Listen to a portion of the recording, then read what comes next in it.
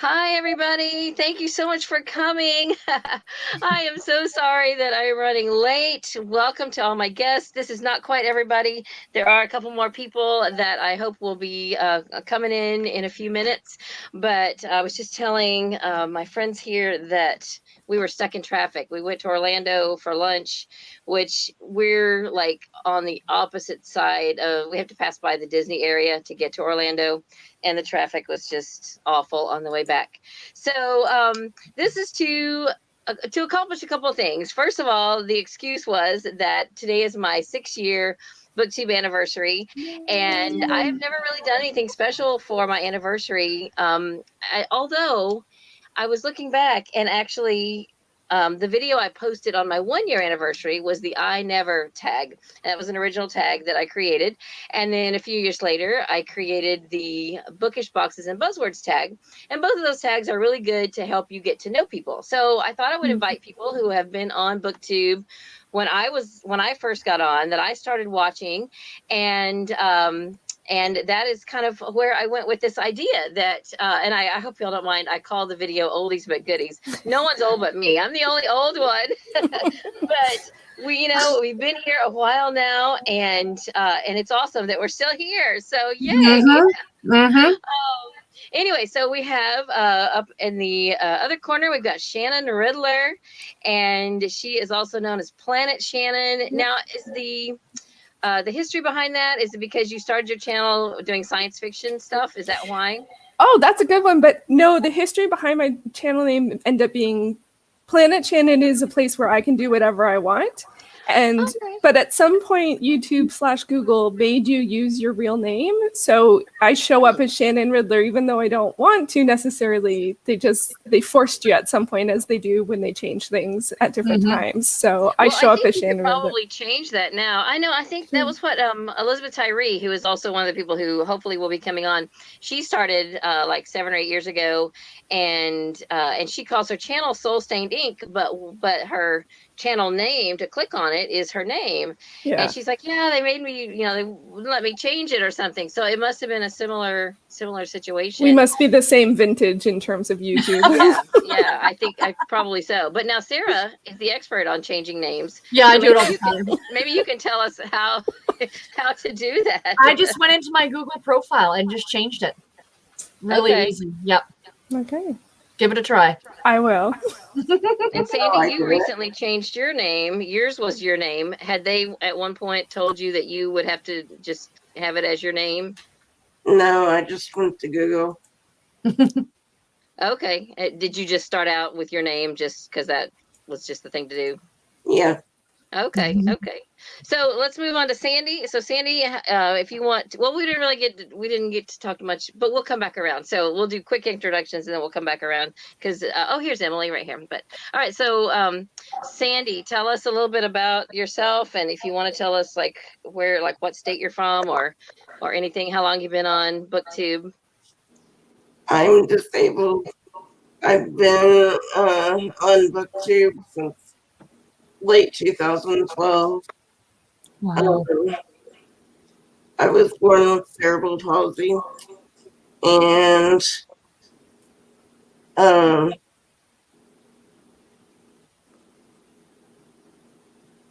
yeah. Okay. All right. Awesome. So Sarah, now you weren't on, I think you were already on as with a knitting podcast. I did 5 years with a knitting podcast before I came on to Booktube. So I've been doing this about 10 years now, if you really think about it. Yeah. Wow. So would you say that things have changed a lot since that time? Things have changed a lot. Yeah. But it's interesting. It's interesting. And it's two completely different cultures too. Right. Two completely different things. So it's interesting. Yeah. So Emily has made it. So Emily is the Readhead is reading. Yay! And I think she started her channel just like within a month of me, maybe like the month before. I was looking back. Do you remember when your first video was, Emily? I think it was like 2015 in the spring. Yeah. Like April. Maybe like May or June. But you actually started before me because that's how I found Booktube was you had posted your channel on the Around the Year group in Goodreads, and I Yeah. clicked on it, and I watched your video, and then I started watching other people's stuff. So you started before me. Well, really, because when I went back and looked at your oldest video, it looked like it was before me. So I don't know. That's weird. But anyway, I'm not going to argue with you. It was around the same time, so yay. Yeah, Awesome. I So don't think. almost everybody's here. Elizabeth Tyree is hopefully going to come in. She said she would be in the comments part of the time and is going to try to come in, but she's also got a toddler running around, so she wasn't sure how that was going to work out. Would be in the Was that me? Was that me talking? Am I? No, that was me. That was me. I always Oh. have it playing in the background. Sorry. Oh, no problem. Okay, so we're going to start with the Bookish Boxes and Buzzwords tag, and let's just go around. We'll start with Shannon, then go to Sandy. We'll just keep making the loop around. Mhm. And so the first question, and well, first of all, before we do that, let me just welcome everybody who's watching. I see Cheryl Gilmore's here. Hi, Cheryl. She's been on like 4 years now, I think, too. So it says we've got 8 people watching. Oh, before we get into the questions, I have two other things. No, one other goal for this live stream. I am, you guys might have noticed, I'm dangerously close to 2,000 subscribers. Whether Yes. I make it today or this week or whatever, I don't care. But I wanted to just encourage everybody watching, if there's any of these people on here that you're not subscribed to, I want you to go subscribe to them right now. Open up another screen and go subscribe. I want to just kind of pay it forward. Shannon has been dangerously close to 1,000 for like a while now. We need like 40 people to get to 1,000. And so let's do that. Let's get Sandy some more people to chat with about books, and Emily. And even if you get on one of their channels and you think, well, they don't read what I read, just throw them some love and some subscriber count. Let's just boost this, almost like a telethon. So maybe by the end of this live stream, everybody's subscriber counts will go up. And if mine makes it to 2,000 by then, that's great. But I'm not worried about that. It'll happen when it's supposed to happen. And I know, you guys here are probably like, oh, we're not about the numbers, but let's just make that a bonus thing, like icing on the cake. So anyway, thank you all for coming on here. So let's get started. So the first question on the Bookish Boxes and Buzzwords tag, and even if you've ever done this tag before, you can answer different. You don't have to answer the same questions you did before. Do any of y'all remember if you ever did it before? I know I've done it. Yeah. Okay. I did it. And Beth, she redid both of them. I think she had done them already, and then just in case she couldn't make it on today, she redid at least one of them and maybe the second one by now. So she just posted those on her channel. So when we get done with this, I'll leave her information down below because I want everybody to go and subscribe to Elizabeth Tyree as well. Okay, so your go-to genre or favorite type of book. And if it's hard to narrow it down to one, you could just say a favorite, or you can name more than one. I don't really care. So y'all go on around, and then I'll come back to me, and because I got to think about it for a second. I have a bunch, so I got to narrow it down. So everybody, what is your go-to genre or favorite type of book? Okay, this I think I probably am answering the same way as when I originally did do the tag. And for me, it is urban fantasy. In particular, urban fantasy that has a long arc plot that eventually does come to a close. So there is a big epic something gonna happen, and you are gonna have completion at some point, because so many series don't do that. So I like urban fantasies that do. So one example is the Kate Daniels series by Alona Andrews. It's a wonderful series. Okay. That's me. Awesome. What about you, Sandy? True crime, murder mystery, and romance. Okay, I didn't know you like true crime. Okay. Have you read the Ted Bundy book? No, I haven't. That one's pretty good. I read that one last year or year before, so I would recommend that one. All right, Sarah, what's your we if we don't already know, you could surprise us. Maybe you've got a different answer today. I like a romance. Give me anything from the most chaste, faith based romance to the hottest and spiciest romance. I want a happily ever after. That's what I want. And would you say your favorite subgenre of romance probably is contemporary? I like contemporary, but I'm also, every now and then I crave a historical. I do love a good historical. Okay. Okay. Awesome. And what about you, Emily? So I like nonfiction, particularly about historical events, and then I like mystery, and I also like women's fiction, but like a specific kind of women's fiction. But yeah, so that's my three main ones. What specific kind of women's fiction is your favorite? I don't know if I can explain it, but it's not like the bestseller kind. Like, there's a lot of ladies that do, like, I'm thinking of like Mary Alice Monroe and people like Mm-hmm. that. And there's this very, like, sort of like a beach read, whereas I like women's fiction that's like more serious. Like, for Okay. example, the one I'm thinking of is like Erotic Stories for Punjabi Widows, which is a Okay. very cute book, but it's also got like serious messages about like, how women are treated in the Indian culture, and Mm-hmm. it talks about like honor killings and things like that. So it's like women's fiction that's for women, but it's also like talking about serious issues. So it's not necessarily just a beach read. Yeah, yeah. And sense. see, and I like women's fiction too, but I think for me, I like the lighter side. If it gets too deep and heavy, then I'm like, oh, I'm depressed now.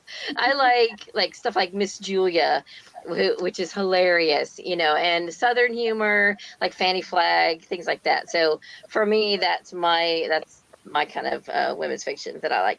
Okay, so the next one is retellings that you are drawn to, like fairy tale or whatever, like lately I feel like because it's Jane Austen July, some people are reading Jane Austen retellings. Are there any particular retellings that you're drawn to that you like? I find this one a bit tough. I think I did try a fair amount of retellings, especially because they've been very popular over the past sort of 5 years. And I haven't really found any I've loved, but I will almost always give a chance to Shakespearean retellings or King Arthur legends because they have my heart. And I'm always curious as what people will do with Shakespeare, but the sort of fantasy ones I haven't had much luck, but I'd love to hear people's favorites and recommendations, which I'm sure we will hear. What about you, Sandy? I haven't read any because I read mostly from the thrift stores, but I'll read anything that has to do with like the Wizard of Oz. Okay. And there may, well, I guess you could also count it. We wouldn't necessarily have to say retelling, but like reimaginings of things like the Dorothy Must Die. Wouldn't that be kind of a reimagining of Wizard of Oz? I have some of those on my shelf, but I haven't read any of those. So. All right, Sarah. I like the fairy tale stuff mainly because that's where a lot of historical romance will go. What was that book? It's by Eloisa James. Kiss at Midnight is a great Cinderella retelling. And the third book in the Bridgerton series is a retelling also of Cinderella. And I love them because they have such a whimsical quality to them. Like they're not serious. They're just fun. And yeah, they're fantastic. Yeah. Yeah, I like that too. What about you, Emily? Any favorites? Yeah, so I was gonna say Jane Austen because like that's my number one. I actually brought one of my favorite Austen retellings to show.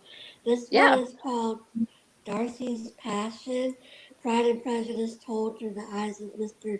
Darcy, and it's by Regina Jeffers. And I read this when I was about 15 probably, and I loved it. And like this is like a copy that I've had since I was 15, and I can never get rid of it just because I have such fond memories of reading it back then. But yeah, like all of those new books that have been coming out, like the other Bennett sisters and Mary B. And there was this new one, The Heiress by Molly Greenlee, that just came out. That was from the perspective of Andy Berg. I love all of that stuff.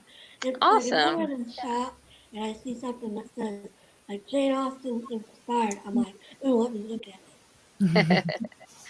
I think I like the fairy tale ones simply because I know those stories, so I know the origin stories, and I'm not a Jane Austen expert by any means. I think I've finally read 4 of her books, and maybe if I read more, then I'll be a little more grounded in in the stories that I would recognize. Although, like, I love the movie Clueless, but I saw that before I ever saw or read Emma, so Same. I didn't know that it was anything. So Yep. I didn't either. what's I that? didn't know. I didn't know that until I right didn't find now. out 2 years later either.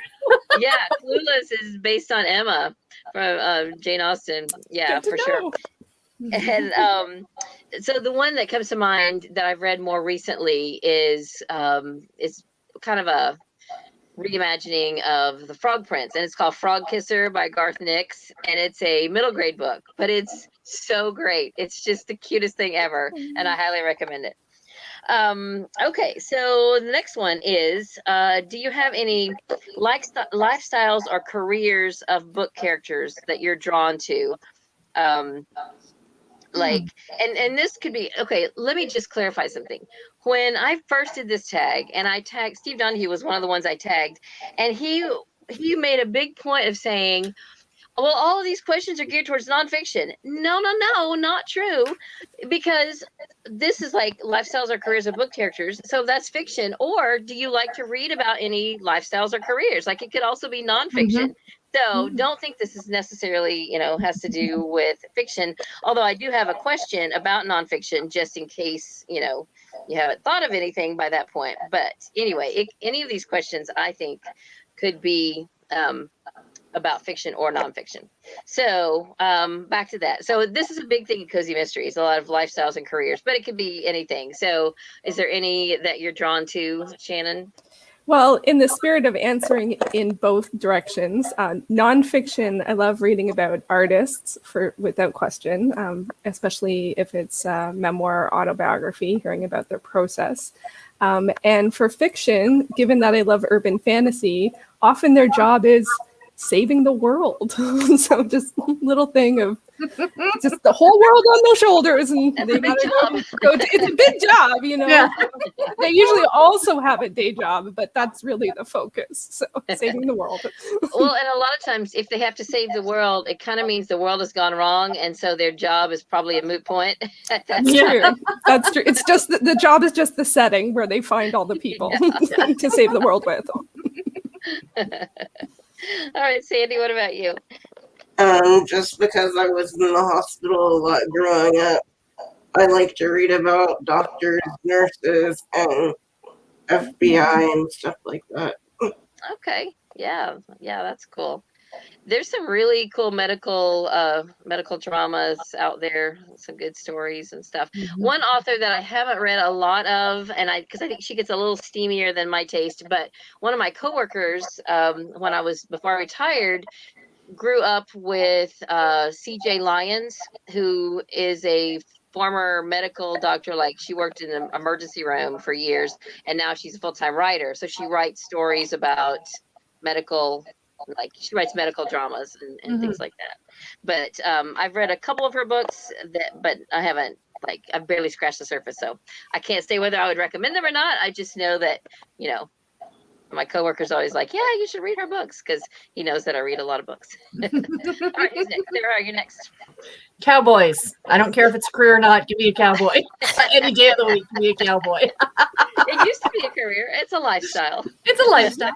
But no, and it's funny that Sandy said about hospitals, because myself, I've also spent a lot of time in hospitals as a child, and I had the opposite, where it's, I guess because I read romance, hospitals aren't sexy to me. Like, I watch Grey's Anatomy and I'm like, really? You have patients. Could you focus on the patients and not your love lives?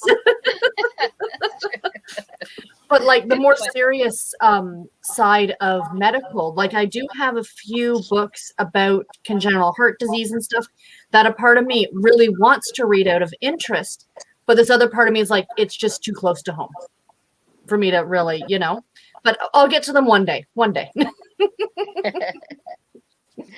Sorry, I'm texting my daughter to bring me something that I need. I need some shoes that are comfortable if I'm going to stand. Oh. Oh, goodness. Anyway. All right. So, Emily, what about you? I like to read books about like writers and journalists and librarians and like archivists, like anybody that's working, or historians, anybody that's working with like the written word of some sort, because that's what I've always been interested in. Like throughout my life, I've always been wanting a career in some kind of field that deals with the written word. Because I started out wanting to be a writer, and then I wanted to be a journalist, and then I moved into being a librarian, which is what I am now. So that's my I was just going to say, if y'all didn't know, Emily is the librarian. So very cool. All right. And then let's see, I guess my answer to that, I'm kind of like right there with Emily. I like careers that have to do with books. There was a nonfiction book I found very interesting that Larry McMurtry wrote called Books, where he talks about his career as a bookseller, not necessarily a book writer. Really is about his whole relationship with books, but he started out selling books, and I found that just really, really fascinating. So yeah, I'm right there with you on that one. Okay, next question. Places or settings you are drawn to? This is a good one. I like this one. It took me a while to figure out what I liked, but I think for me it's the extremes. So like cold Arctic ice or like hot desert. Like the Binti series has a bunch that's in like hot desert area. Not all, some of it's in outer space because it's a science fiction series. Or like Driven by Eve Silver, which is a post-apocalyptic romance thriller in the snow. It's like where it's almost oppressive, which is horrible to say. I don't know why I like that, but where it's very specific, and it has to be where it is, that it's also relevant to the story. I think those two things stand out, and I need to read more of, because now I'm thinking about it. Well, and you made a good point. Just because you like to read about it doesn't mean you'd want to be in it. Yeah. But it can still be really compelling to read. That's kind of like, but it is hard to say. Like if you're reading a book about like slavery, you're like, oh, this is a great book. Well, it doesn't mean, we're not saying that, there's anything good about slavery. It's just compelling to read about. So, but you feel weird, don't you? Like when you say, oh, this is such a great book, but not the, not the subject matter, but it's one of those weird areas, but I totally get what you mean. Okay, Sandy, next. Mine would be like books that take place in the winter or summer or fall. All of the above. Pretty much. What about any places? Like, do any of you ever, like, if you see a book that is set in like your home city or hometown, do you like want to pick it up because you think you'd recognize the setting? Well, I know you two are from large cities. Shannon and Sarah are both from Toronto, right? So probably a lot of books set in Toronto. Not tons. Like you'd be surprised. Yeah, there's the Jackie Lau, her all the holiday novellas. Yeah, I can see the cover in my head. Holiday with the Wangs. That's I think it's the series name. Yes. And so that's set in Toronto, and that was cool. She also has one that's set in Baldwin Village, which is just north of OCA, which is really cool. The Bitten series, or the Women of the Other World by Kelly Armstrong, some of that is Toronto, not a lot. What types of books are those? Like what genre? The Jackie Lau is romance, contemporary rom-com, and the Bitten or Women of the Other World is a paranormal thriller with some romance-ish. some racy scenes, to be honest. There's not much romance. So I like reading those and noting the places, and but I'm surprised there aren't more books set in Toronto, to be honest. And it's a huge, the one that I read recently was The Matchmaker's List, and I'm sorry, I can't remember the author. It was an Indian family, and it was an absolute delight. But my issue with it, as I was reading the book at first, it was like, oh yeah, they're naming this street and that street. And you're like, okay, I know this. But then towards the end of the book, it felt like she was just street name dropping at that point. Like, it was a little too much. Like, we know where it takes place. Thank you. Yeah. Funny. So Sandy, I don't know if we let you finish. Any places, like, are you drawn to books that are set in your home state or anything like that? Do you ever find anything set around where you live? I try to read things that are set in Indiana, but I haven't found anything that really is set around where I live. Yeah, I'm trying to think if I've read anything set in Indiana. I can't think of anything. I don't know. All right. So Sarah, what about you? We didn't get to you yet. My two main, and I think it's because these are both bucket list places I want to go to, but they're places I could legitimately get to, not like Australia. That's like one of those once in a lifetime, but Alaska. Anything set in Alaska, I'm all over it. But I really want to do an Alaskan cruise. And the other one is New Orleans. I've been obsessed with New Orleans ever since I read Ruby by V.C. Andrews back in high school. And I'm like, I need to go. And we were going to go on a cruise the year Katrina hit. And we were going to leave out of New Orleans. And then my dad said, no, let's leave out of somewhere else. I'm like, I could have seen it.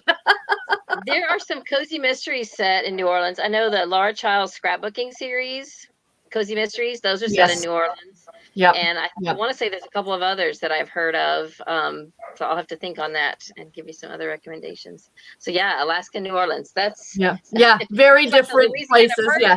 It's like the whole warm and cold, right?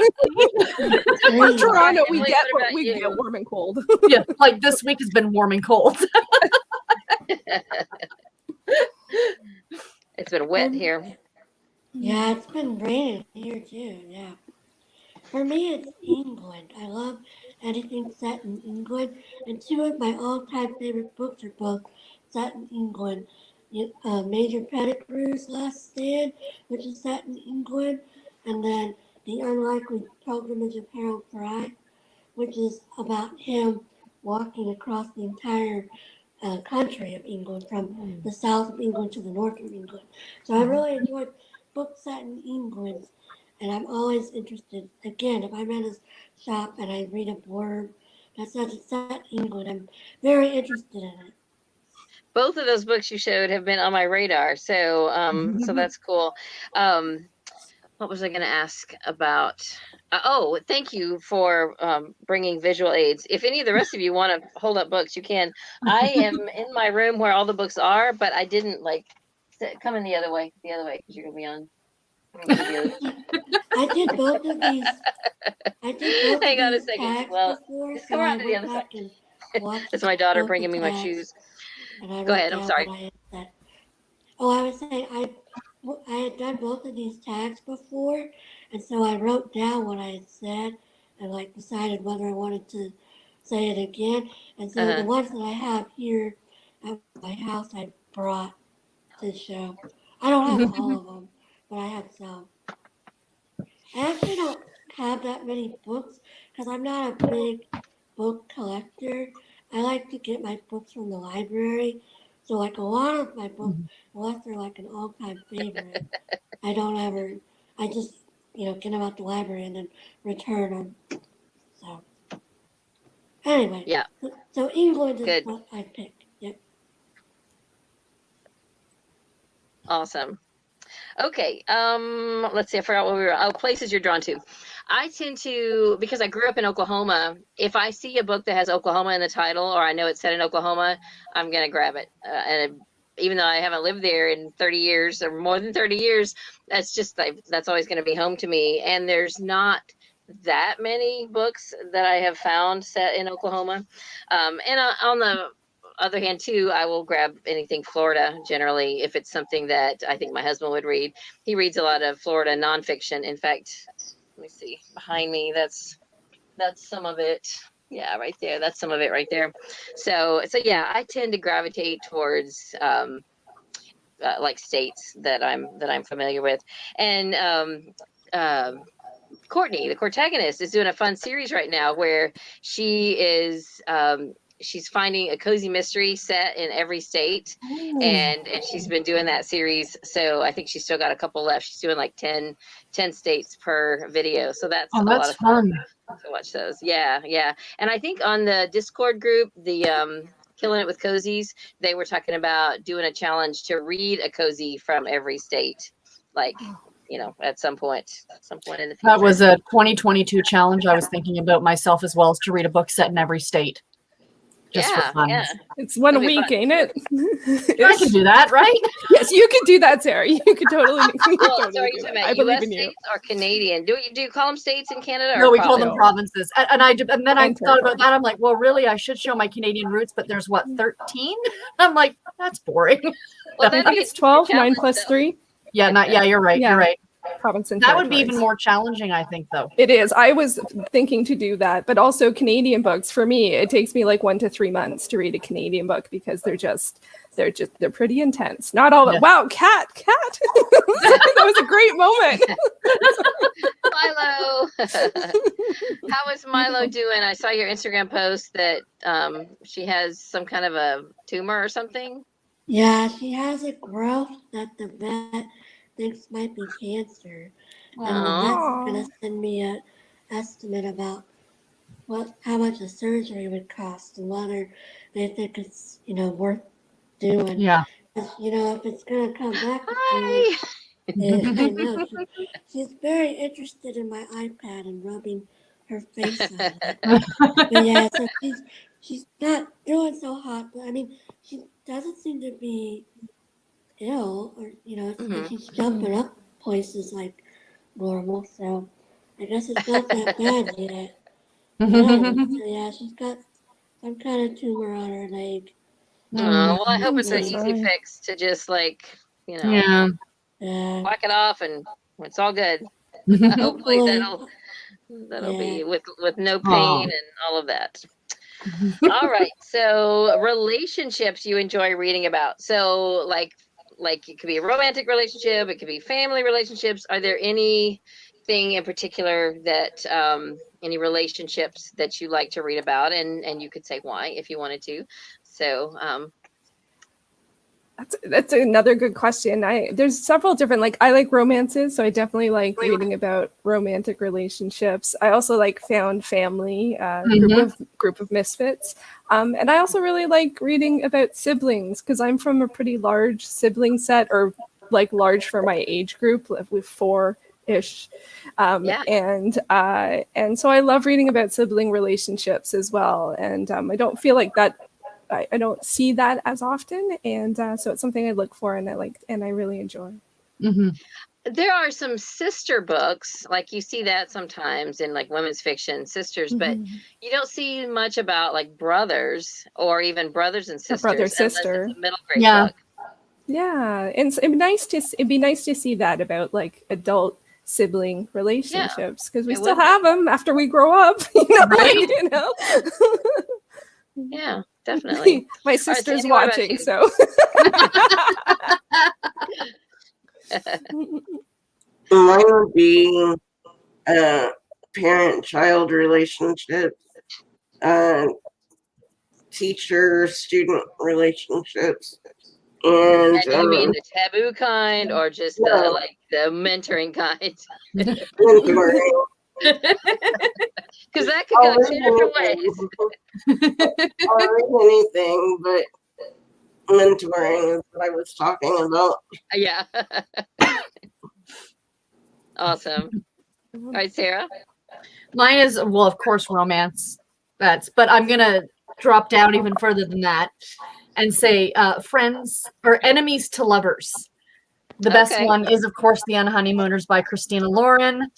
It was my favorite book that I read in 2019. I mean, it's closed door mostly, So for all of you who are a little nervous about it, but oh my God, it was such a great, they hate each other, but they want to be together, and it's just brilliant. I Awesome. love it. Yeah, I've heard you guys talk about that a lot. So maybe one of these days I will get around to that one. What about you, Emily? I like friends groups, particularly like female friends groups. Like one of my favorite books of all time is The Wednesday Sisters by Meg Clayton Waite, and it's about a group of women that get together every year to watch the Miss America pageant, and then they also do stuff outside of that, but that's like what their big thing every year, and it's about how their lives change over a period of like 20 years or whatever. And I just really love it, and I think about it all the time, even though I haven't read it in like a good 10 years probably. And then Oh, there's also like, I would be interested in reading that because I kind of have a history with the Miss America pageant. I was never in it, but I've been to it because I knew people who were in it, and growing up, my friend and I we would sometimes get together and watch it, and we just had a ball watching it. And so then when I grew up and went to work where I did at the theme park, I knew several girls who were in pageants, and my very one of my earliest well, when was it? Oh goodness, 92 probably.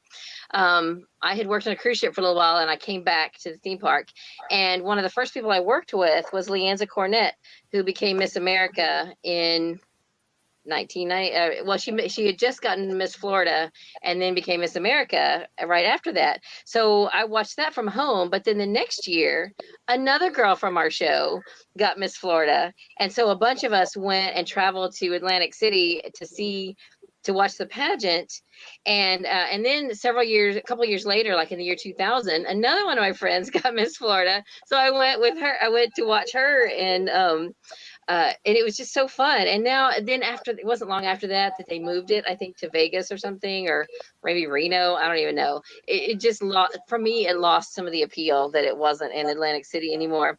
But I remember the first time I was there in Atlantic City, we were like in the lobby waiting to go in, and that was before cell phones. So I found a payphone, and I called my friend who we used to get together and watch with, and I was like, "You'll never believe where I am! I'm in Atlantic City. I'm in Miss America. Oh my goodness!"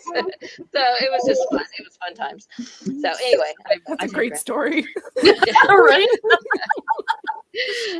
Anyway, and one of the times when we were backstage, I think it was my friend who was the Miss America 2000, or she was 1999. She wasn't Miss America. Only one person I knew got Miss America, but then the other two were Miss Floridas, and so they were, in the pageant. But we got to go backstage, and we got to meet Lee Merriweather, who is a former Miss America. And Oh, of course, wow. here's what I said to her. I was like, "I loved you in Barnaby Jones." yeah, All the other things she done, but I was thinking of Barnaby Jones. So she was very gracious, very sweet. Anyway, let's move on. So, so for me, for relationships, one of y'all said something that, so Sandy was talking about student teacher, and I agree with that. The book, one of the books I just finished, one of the Civil War era books, called Book of Lost Friends by Lisa Wingate. It's got two timelines, and there's the Civil War, post-Civil War timeline, and then there's another timeline set in like 1970s or 80s, and it's about a teacher, and she's encouraging her students. A lot of them are at risk, and she is just trying to just get them interested in something, some kind of learning. And so she has to kind of think outside the box, and the ideas she comes up with, the rest of some of the people in the town, because it's so off the beaten path, there's a lot of pushback, and she's just trying to get them engaged in something. And I love that, because my parents were both teachers, and that was a really compelling storyline. So I would agree with you, Sandy. I like to read about teachers and students, and just the impact they can have on each other, because really students can have an impact on teachers just as much as teachers can have an impact on students, really, in different ways. But I love that. So, all right, next one is buzzwords in the title of a book. So do you ever hear about a book, or you're at a library sale or wherever, and you see a book with a word in it and you think, I have to get that. I just have to get it. Or it could be a group of words, a type of word. Like for me, it's food, any kind of food. I'm going to want to get that book. So anyway, all right, I'll let you guys say. What about you, Shannon? Well, I'm not. This is kind of funny, but I'm not super drawn to words. I don't know if it's because I'm a more visual person or what, but often fantasy type stuff is like the blank and the blank. So it's like, groupings of words. But I have a visual aid for something that's on a cover. So I thought that this was hopefully close enough. That's the next question. Things on book covers that draw you in. We could do them Should both I at the hold it? same time. We could do that. Let's go ahead and answer both things at the same time. So either words or things on covers that draw you in. Okay, so the words would be, it doesn't come up very well.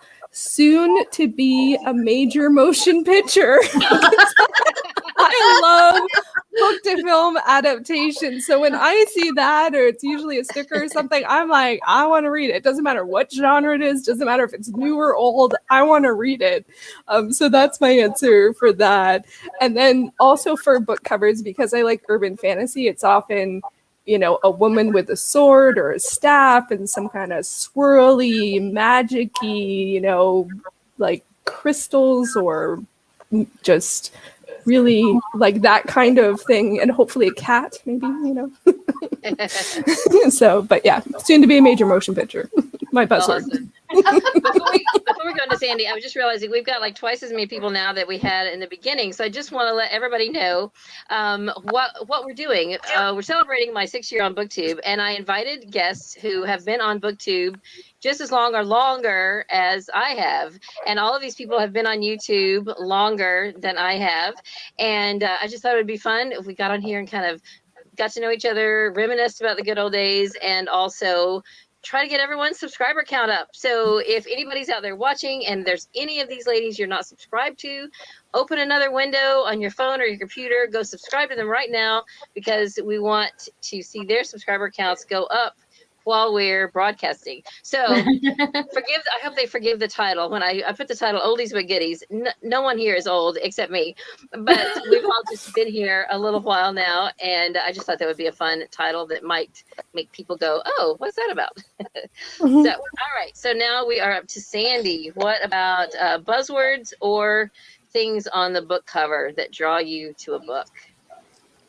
One of the things on the book cover would be wolves. Wolves, okay. Kids. Yeah, I've read some wolf books. Wolves, kids, animals, stuff like that. And I don't really have any buzzwords or anything. Okay, all right, Sarah. Christmas, holiday, any of those words around the middle of July, I'm in the used bookstore going, oh, Christmas book, and I'm grabbing them for. But as for things on the cover, it's not necessarily a thing, but I do now have realized I love the UK covers. I am obsessed and will order them from Book Depository. Like, I mean, how cute. There's seagulls on it, Cute. right? Like, and then, of course, everyone's familiar now with the Bridgerton books, that they've re-released them with these ugly people. Not that people are ugly, but I don't like movie tie-in covers. I'm sorry, but I don't. Yeah. So when I saw these from the UK, I had to get the whole collection because they're just, I clearly like the cartoon aesthetic. I just think they're adorable and they're delightful. And that's really popular right now. Yeah. It is very much you know, so. like 30 years from now, people are going to pick up those covers because it'll be something new by then. And they'll go, isn't this so like 2020 era covers? Look at these covers. Look at these vintage covers. All the colors are so bright. Like we look at the 70s and we see avocado green, you know, all these bright, fun colors that we love now are going to be vintage in 30 years, you know. All right, Emily, what about you? Words or things on book covers that draw you in? So for words, it's pretty similar to the thing that makes me interested in it. Like when it says book or if it says cat, or if it's got something about the American Revolution, which is like my favorite time period. I'm really intrigued, and I'm gonna pick it up. And for covers, Sarah took mine too, because I was gonna say the UK as well. I was gonna show so Emily St. John Mandel, her books. I really like them. And so like this is Station 11, which is like one of my all-time favorites. And I got this one from Book Depository because the American one has the tents on it, and it's okay, but this one's, I just like how clean it is. And then the same with this one, The Glass Hotel, which is the follow-up to Station 11. This is the UK cover, and the US cover is ugly in my opinion, so I was glad to get the UK cover.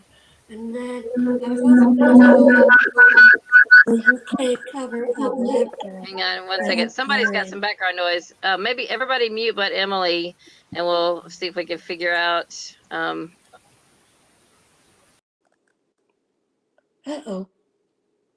Oh, Shannon disappeared, though. What happened to her? Oh, well. Okay, so I was saying that I like the UK edition, and it's the Emily St. John Dell. And then I was showing up this one, the Lab Girl, the UK edition of that, because I think it's really pretty, and I especially ordered all of those from Book Depository. So, and then besides that, I also enjoy when there's a cat on the cover, or a stack of books on the cover, or anything like that. So that's the main things I look for. Now we're going to be in a different order, but that's okay. We'll have fruit basket turnover. You can everybody unmute, and we'll see. I don't hear that background noise now, so maybe it was just because you had some interference, Shannon, because it looked like for a minute you had gone offline. So sorry, I didn't know how to just turn off my mic, so I just like cut the hardcore. Little microphone up in the corner, and you just click on that. So. I got it now. Learning. So for me, kind of a buzzword for me is if I see a book that is set in like a diner or an eatery, or a cafe. So if that word is in the title, I'm trying to think. I think I did a whole video on that one time about books set in diners and in eateries and stuff. So, because a lot of times they'll have really cute names. Lisa Wingate, I keep talking about her, but she's got one, something about Over the Moon at the Big Lizard Cafe or Big Lizard Diner or something, stuff like that. I'm like, I'm going for that. And there was a time when I would have said cat, like, cozy mystery. If it's gotta be about a cat or got a cat on it or something, then I'm gonna get it. But there's too many now. There's too many cozy mysteries that have to do with cats that you have to pick and choose. You can't just be an auto buy, auto read. So I'm sorry, I've been ignoring the comments. So Shannon, thank you for answering people in the comments. Some people are much greater at doing that than me. So thank you for that. I see Melinda is here from Two Boys Scrapping. What did she say? Let me look at pull up some of the comments. She says, I'm buying a book, not a movie, so no tie-in. Thank you. Yeah, and I don't mind it. Like Shannon, she was saying, she's like, you do try and get pre-movie tie-in covers. Yeah, I like movie tie-in covers if I really like the movie. I don't mind. It doesn't bother me either way. It doesn't really bother me. So anyway, is there any other? Okay. So anyway, I was just looking back to see if there's any other comments that I needed to put up here. So. Anyway, and Melinda is from Canada too, so I saw her comment about Nancy. Thanks for joining us. Don't worry about being late. We were late. I was late, so we didn't start at 5. We didn't start probably till like 5:20. And thank you, ladies, for sticking with me. I was stuck in traffic and couldn't get here in time. So, all right, now my. Can I say something about the covers? Timed out. You were saying that. Oh wait, yeah. We didn't get to you, did we? No, we did. Go ahead. I just had a comment. So you said that now every mystery has a cat on the cover, and I feel like they put a cat on there even if it's not relevant. Like I'm thinking of the Magical Bakery series by Bailey Case, there's always a cat on the cover, even though the main character has a dog. And so Mhm. you think the dog would feature more prominently. There is a cat in the series, but the dog is the main animal. You're right. Yet, every time there's a cover for the mysteries, they show the cat, not the dog, even though the Mhm. dog's the main animal. I don't know. I'm Yeah, just like, cats are much why? more prevalent in mystery Mhm. stories. Yeah. Because cats are mysterious. I don't Serious. know. Yeah. Yeah. So, but yeah, maybe that was a marketing ploy on the part of the publisher to put the cat on the cover. All right. So now we are specifically about nonfiction. Are there any nonfiction buzzwords or types of nonfiction you're drawn to? And I know a few of you already mentioned that, but we can just chat about nonfiction again. So now this time, Sandy, you're first because we jumbled everything around. Do you read it? You said true crime, right? Yes. Is there any other nonfiction that you enjoy reading? I don't read any other nonfiction most of the time. Okay. What about you, Sarah? I don't hardly ever hear you talk about nonfiction No, unless I do enjoy. I like, surprisingly. I don't mind some hospital stuff. I've read Bellevue twice by Michael Ocker, I think is his last name. And it's the history of Bellevue Hospital in New York City. I am a history nerd. I love anything Victorian history. Like there's those books that Therese O'Neill wrote about like if you were today a woman and you were fallen into Victorian era England, this is what your life would be like. Like I love that kind of thing. And yeah. there are some memoirs. Like I love Jenny Lawson. I love her memoirs. I have Broken, her newest book I'm looking forward to reading. So no, I do like some nonfiction. Yeah. Okay. Mhm. And I know, Emily, you've mentioned history. Is there any other? Yes, history is my main one that I read the most nonfiction of. I do like religious nonfiction too. I'm always reading, books about spirituality and, improving the relationship with the Lord and all that kind of stuff. And I also really enjoy memoirs too, like Sarah said. I really enjoy like people's stories, like hearing about people's lives. And I don't know, I Mhm. find it very fascinating. Like even if I'm not particularly interested in like the topic in any other capacity.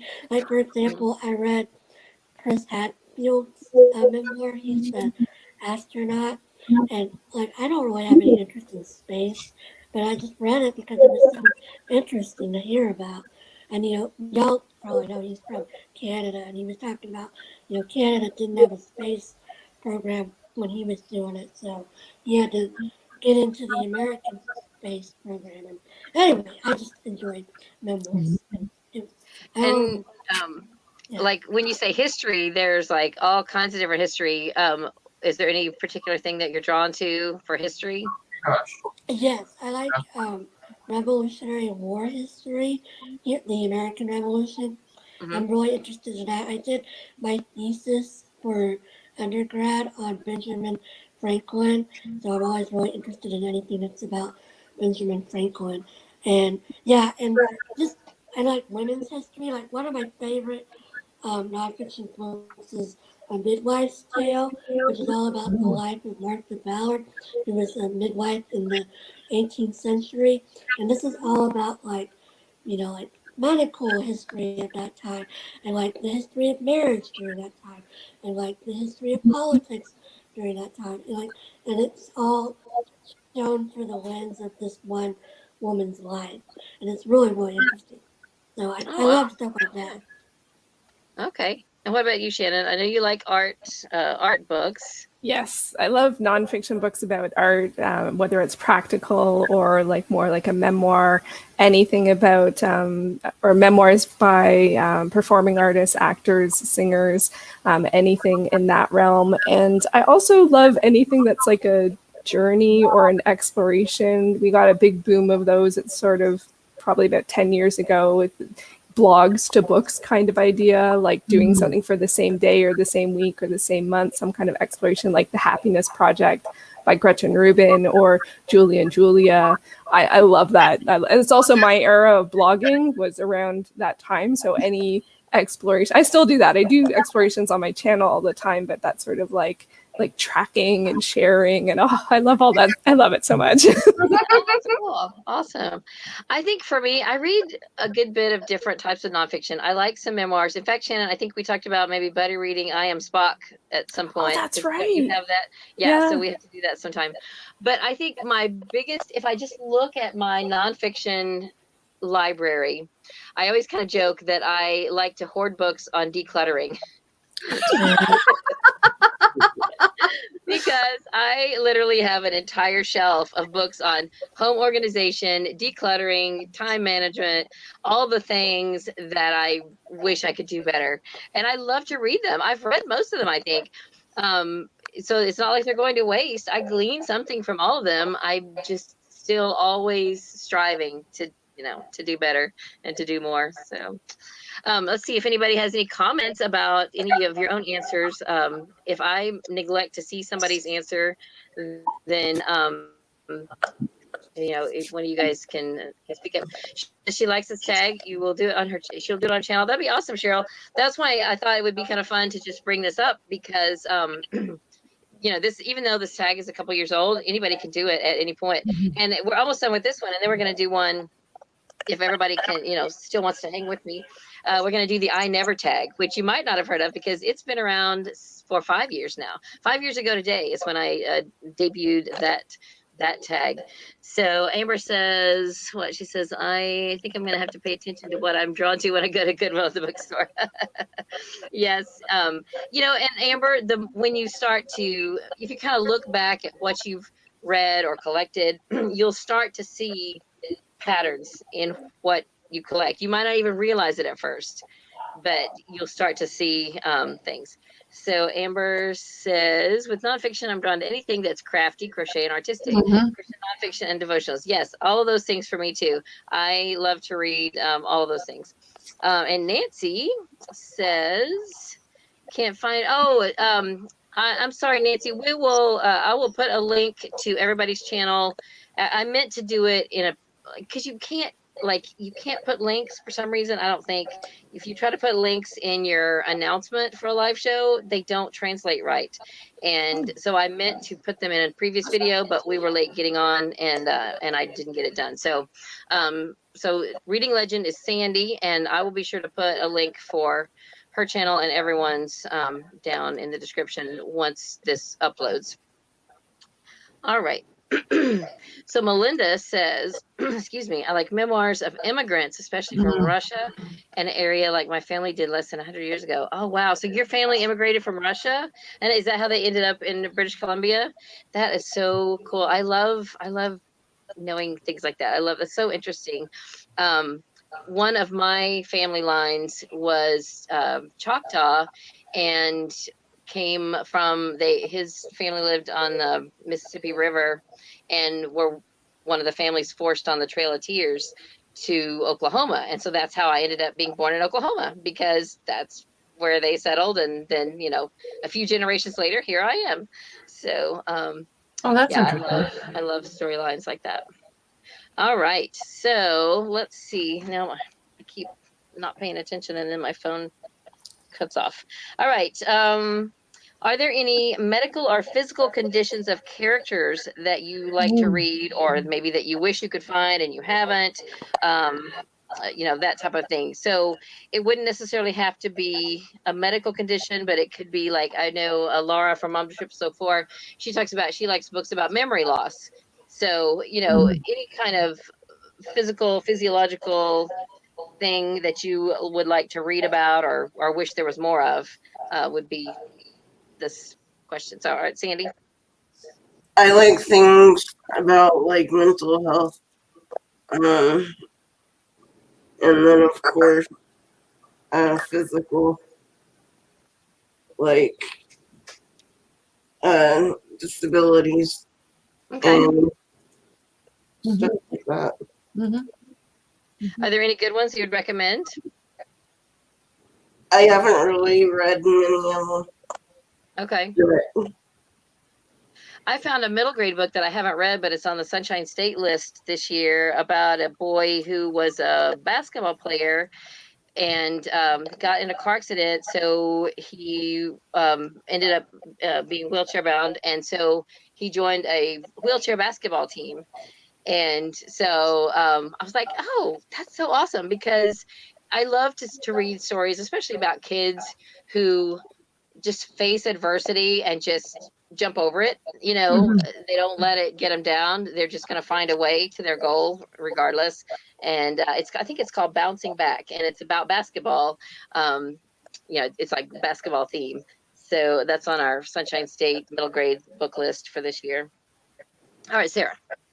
I agree with Sandy. Some mental health. Like I said already, Jenny Lawson, she suffers from several different mental health issues and writes about it in a hilarious way, but also very serious. Like, do you know what I mean? It's a really Why is great there a balance. raccoon on the cover of one of her books? Because I follow her on Instagram. She has an obsession with stuffed animals, and not cuddly stuffed animals. Like, what do you call it? Like when you, Taxidermy. Thank you. So she has a Oh. taxidermy. That's her raccoon. That's her taxidermied raccoon. Oh my goodness. And then in middle grade March, I read The Sea in Winter by Christine Day, I think is the author's name. And it's about a little girl who is a ballerina, and then she ends up having a very bad injury, and she gets depressed because she can't do ballet anymore, and she goes on this family trip with her family, and they don't know that this is what she's dealing with, are these very upsetting thoughts. And it was really, really good. I liked it a lot. Highly recommend. Awesome. All right, Emily. So I like books. I mean, I haven't read that many, but I like books about hearing loss because y'all might know I have hearing loss. And so, like, for example, El Defo by C.C. Bell, which is a graphic novel. That's like really great. That's like basically my all-time favorite graphic novel. And then there's also one called A Little Something Different by Sandy Hall, which is like a YA romance where the boy or I don't know, man, he's not a man, he's a teenager. The boy has hearing loss, and it's about his, relationship with the girl. And then there's also one that I haven't read, but I want to, which is called Resurrection Bay, and it's by Emma somebody, and it's about a person with hearing loss that's solving a mystery. So I'm really interested in trying that one out. I keep saying I'm going to read it for March Mystery Madness, and then I never get to it. So, Maybe next year. it's been on my TBR for like 2 or 3 years now. So anyway, but yeah, that's what I'm interested in. All right, Shannon, you seem deep in thought. I am deep in thought. I find this a very complicated question, and I've had some complicated reactions to some reading that I've had, and I think I'm still haven't read enough to feel like I've formulated what it is, or because there can be so many harmful depictions, and so like the witches, in my opinion, and so I feel like I don't know where to go for this, and but it's something that I do try and read own voices for. So you're hearing from the author is from the same perspective, and I think that that's a good place to start. I've had better luck, I think, with younger titles, and so I think that's where I'm going to go to try and see more. And El Defo is definitely on my TBR, so I will keep an eye out for that one. Yeah, I've read that. It's great. Very good. Let's see what I'm trying to click on a comment. Amber says, I also like those books that are 101 things you weren't taught in school or things you never knew about, like a certain subject or topic. Yeah, stuff like that. I think they call it trivia, but it's really not trivial. It's interesting, fun stuff like that. Definitely. Hi, Rainy. Rainy's here. Welcome, Rainy. So Amber says she never really seeks out books about medical conditions, and I don't necessarily either. But when I find a good one, it's good, and sometimes I don't even think about it really until we're in like a readathon where we're supposed to find something, and then I don't know what to read. So I think it's fun to to seek out stuff like that. So Rainy, what we're doing, and for anybody else who might have just arrived, it's my 6-year Booktube anniversary, And all of these ladies have been on YouTube longer than me. And so we are just having fun, just getting to know everybody. And one of my goals is to have everyone subscribe to every single one who's here, if you haven't already. And we're just having fun talking about an old tag that I created a couple of years ago. So it's the Bookish Boxes and Buzzwords tag, which anyone out there is welcome to do, even though it's been around a little while. All right, so last question, number 10, time of year or time in history or future that you're drawn to. So some of you have already mentioned a few things, like I know Emily already mentioned Revolutionary War. Sandy, is there any, and you mentioned seasons, a couple of seasons that you are drawn to. So it could be time of year or season, a month, or like Sarah already mentioned Christmas, or it could be a time in history. So we can go around quickly and if there's anything you didn't already mention that you want to mention again or whatever. I like World War II things, and that's about it that I can think of right now. Yeah, I like World War II ones also. Mm-hmm. Sorry, my computer is so slow. Sarah, what about you?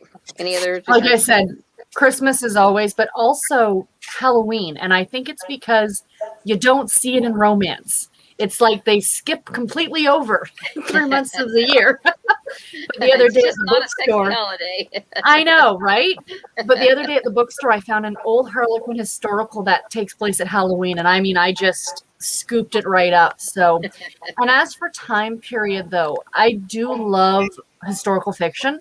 So anything, and this is very general, but anything that is not the norm. So for me, I don't want World War II because everybody does World War II, you know? Like when The Four Winds came out by Kristen Hanna, I scooped that right up because it was the Great Depression, the Dust Bowl. It was something that, as a Canadian, I didn't know anything about, really. So American history is a big one for me, too, that I'm very interested in. And I need to find some more Canadian history, but I guess because I learned so much of it in school, I'm like, yeah, give me something new. You might like, there's a Jeanette Oak series. Oh, yes. Rainey was reading it.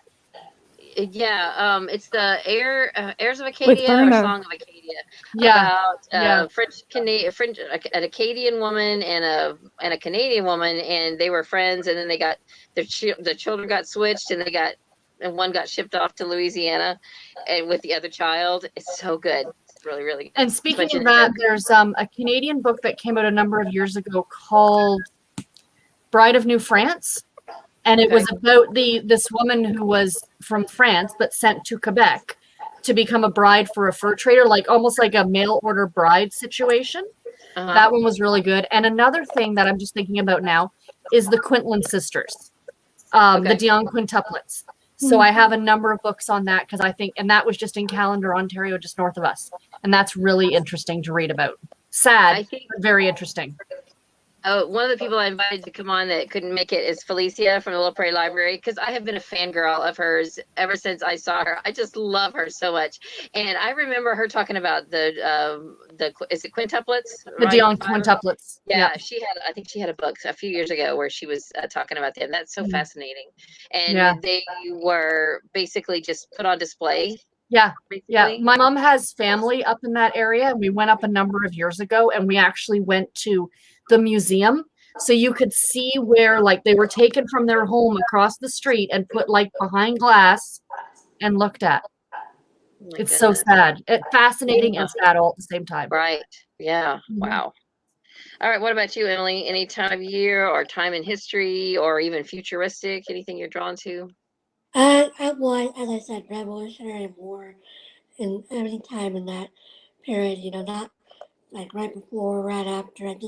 I love that period. I mean, I know I wouldn't really love it if I was there, as we were talking about earlier with the weather, but reading about it, I just really enjoy that. And then I guess I don't really have a particular season. I mean, you know, it's just whenever. Like, I'm not going to specifically pick up a book just because it's in a particular season. So I guess Revolutionary War is the only big thing that I look for. Yeah, yeah. I was going to ask you earlier if you have like all the words to Hamilton memorized. You know, I've only seen Hamilton one time because I watched Really? it on Disney Plus. I tried to see it when it came to Dallas like 2 years ago, but the tickets were insane, and it sold out like the first day you could buy tickets. So I was like, Yeah. no. But yeah, I loved it when I watched it on Disney Plus. Well, we lost Shannon. Oh, here she comes. She's coming back. All right.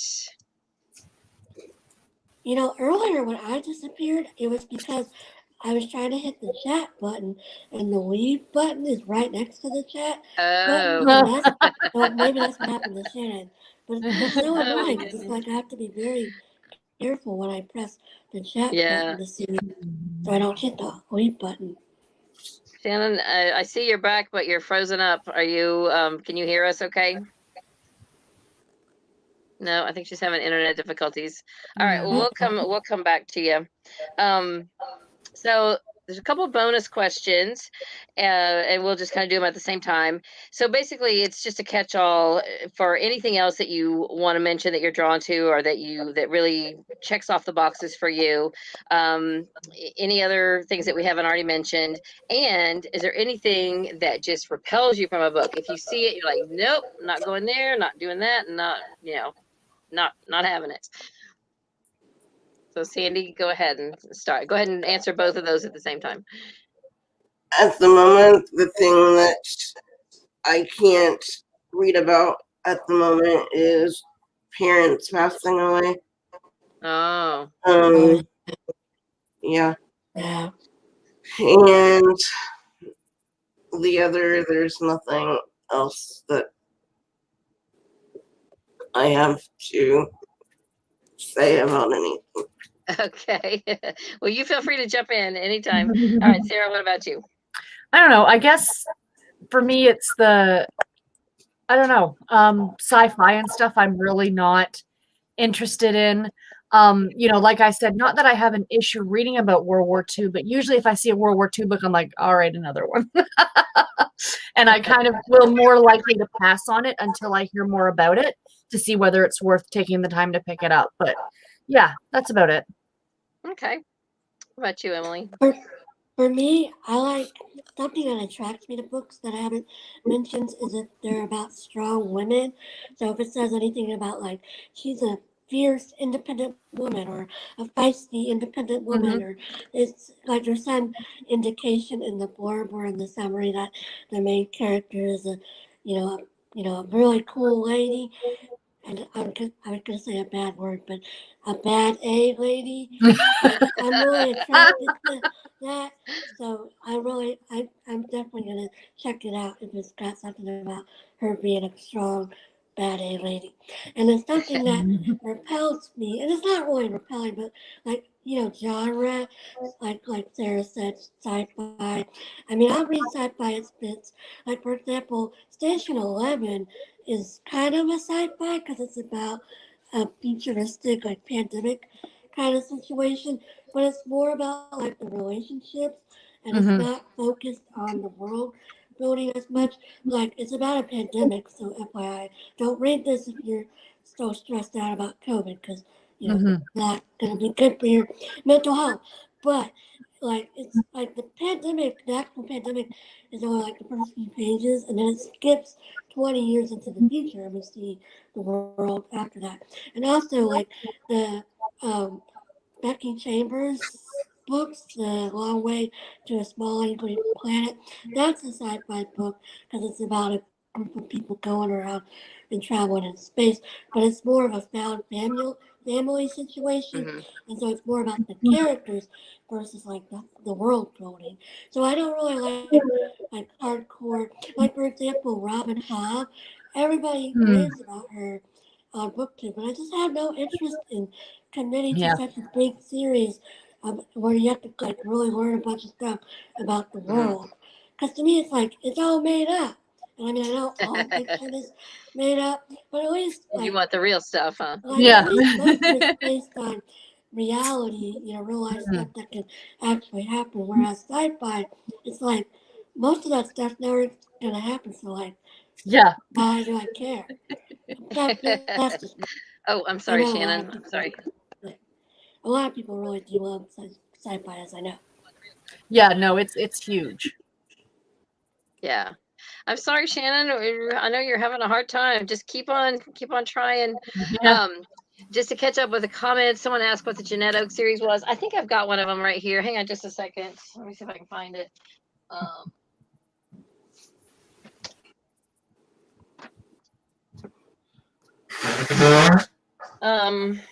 This doesn't tell the name of the series. One of them is called The Birthright. I've got this is an old tape copy. Wow. It's either It Heirs looks of like they said Acadia in the or comments Song of it's- Acadia, because there's a it spin-off says that- series that's written by T. Davis Bunn and his wife Isabella. That's the second series, and I haven't started them yet. So the one that's by Jeanette Oak, it starts out. Oh my goodness, there's 5 books in the series. It's my favorite series by Jeanette Oak, and I always have a hard time remembering the name of the series. So It I think it looks was like JB was Cheryl is asking. saying it So in the JB, comments. Cheryl, it's not Daughters of Acadia. It's either Song of Acadia or Heirs of Acadia. I think it's Song of Acadia. If Song of Acadia is written by Jeanette Oak and T. Davis Bunn, then that's the right one. All right. So, did we get to everybody? We didn't hear from Shannon yet. She's having a hard time. So, Shannon, bless your heart. I'm so sorry. I hope you can make it back in. I'll keep keep clicking on as soon as I see you. So now we are going to go through another old tag of mine that I created called the I Never tag. And this was based on a game we used to play back at work when I first started my theme park job. I'd never heard of it when I was a kid, but you hold up, you basically start out holding up 10 fingers, and somebody says, I never did this. I never did whatever. And if you have to agree, if you can agree, yeah, I never did that, you get to keep all your fingers. But if you have done that, then you have to pull in a finger. So the last one with any fingers left is the winner.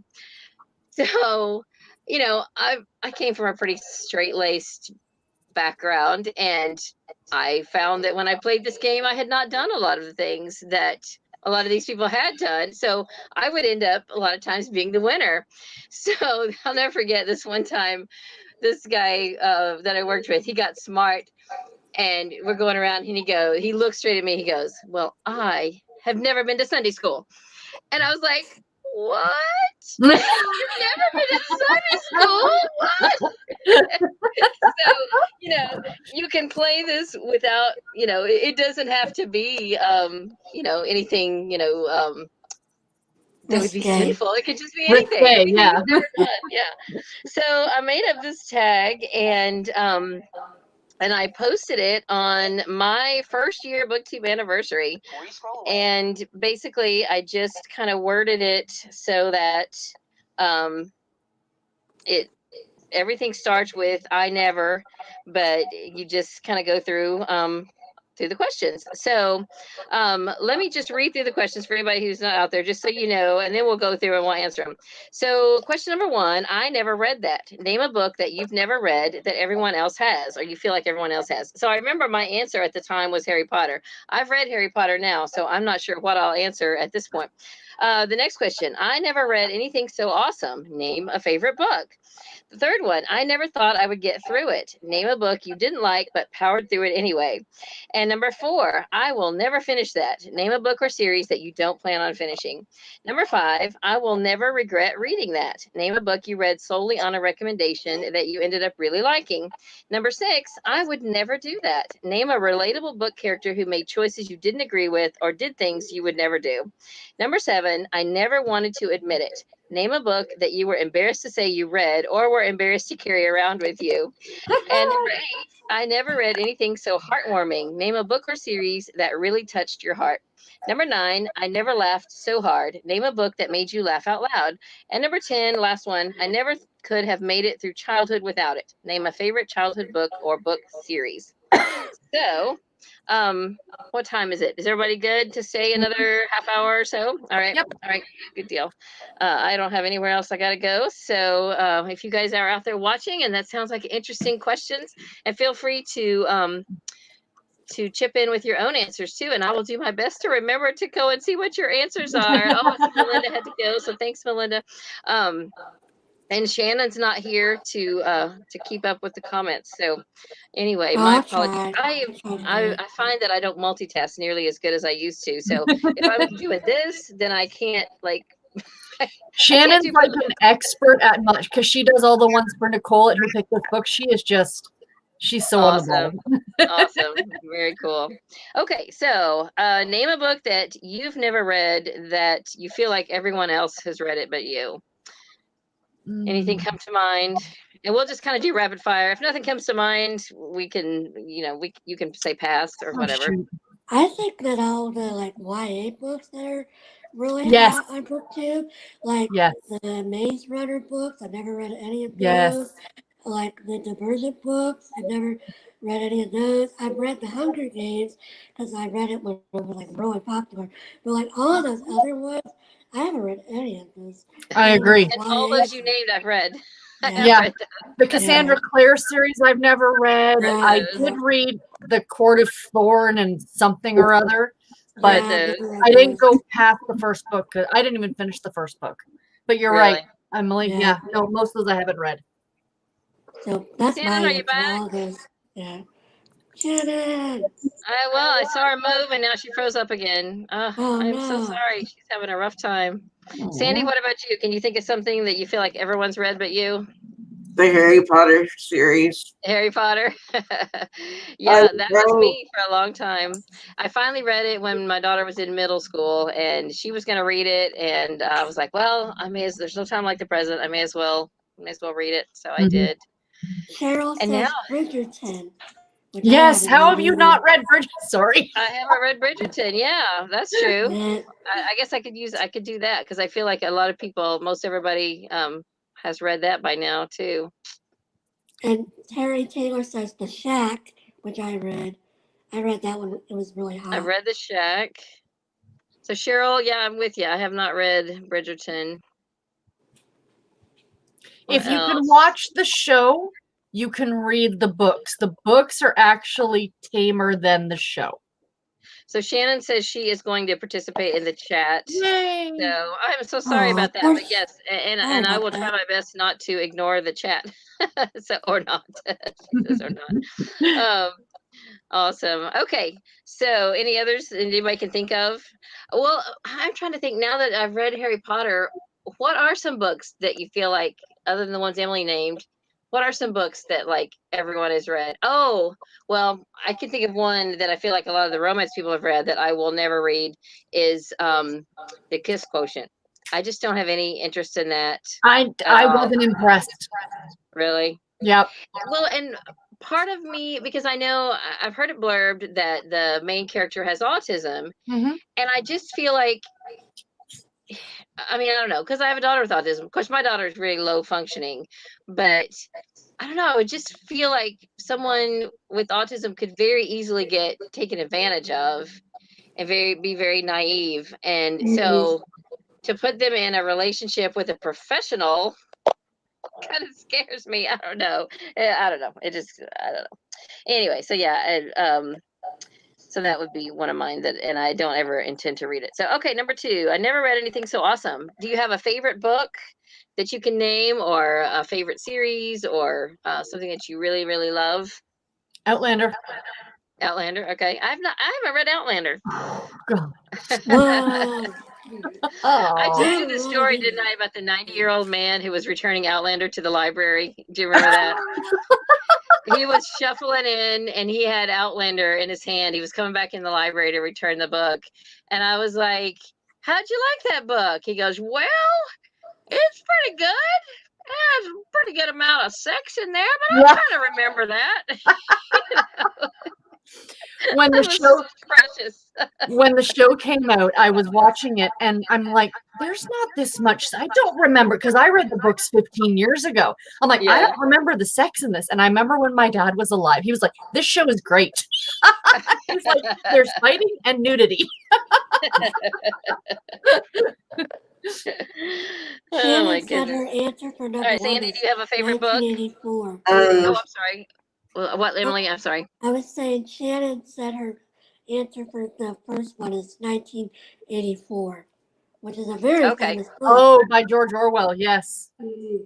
And Cheryl says hers is Anne of Green Gables. Yeah, that's right up there for me. Definitely. Sandy, do you have a favorite? My favorite is The Familiars by Stacey Halls. I'm not familiar with Familiars. Well What's played. it about? Tell us about it.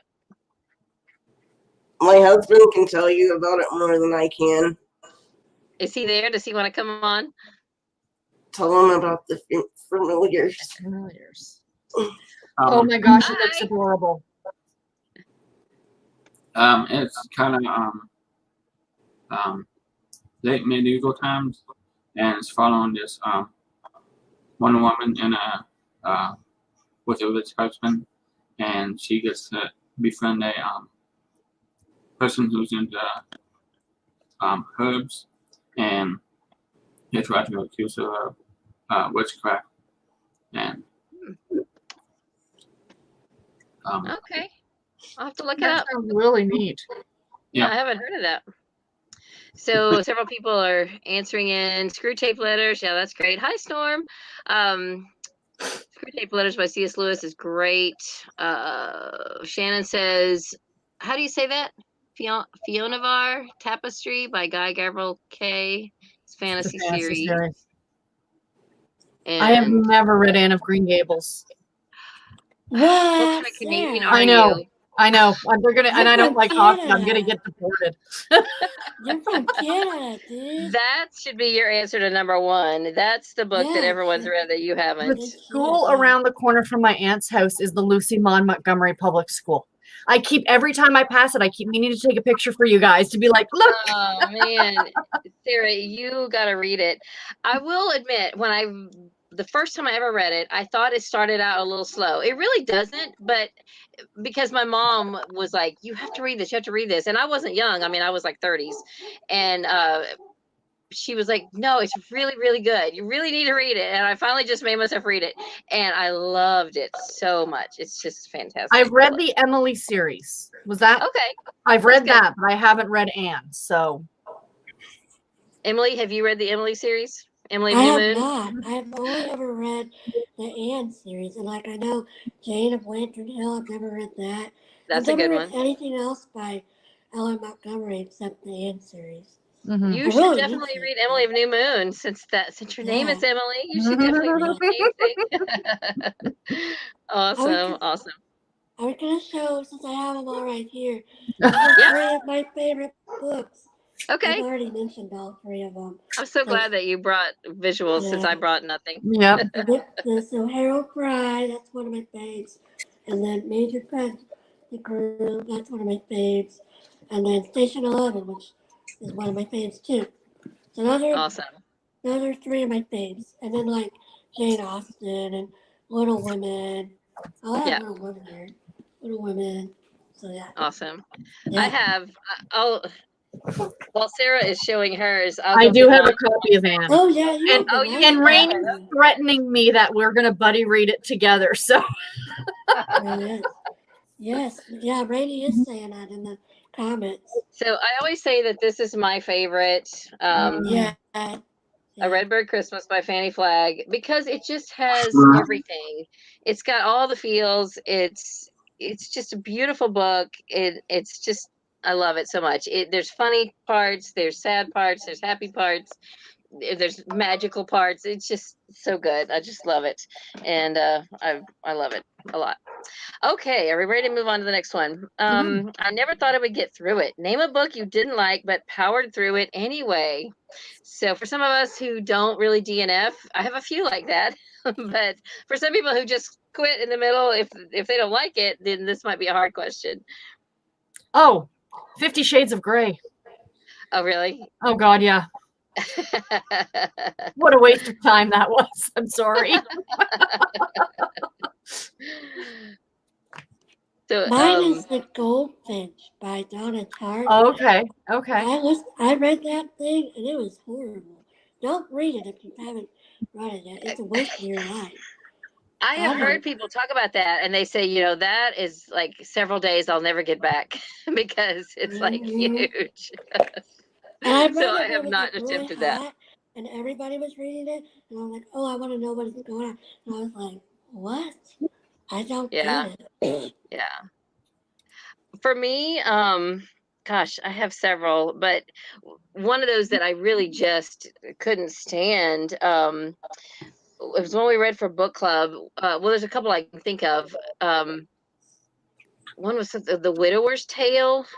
It wasn't as long, so it was not as hard to get through, but we read a Pat Conroy book that's so super popular. It's called Beach Music. We read it for book club, and it was big, and I just didn't like it. Oh, but wait, there's more.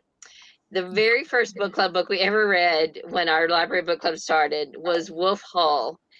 And I had no idea what was going on because I'm not well versed in, British monarchy or anything. Mm-hmm.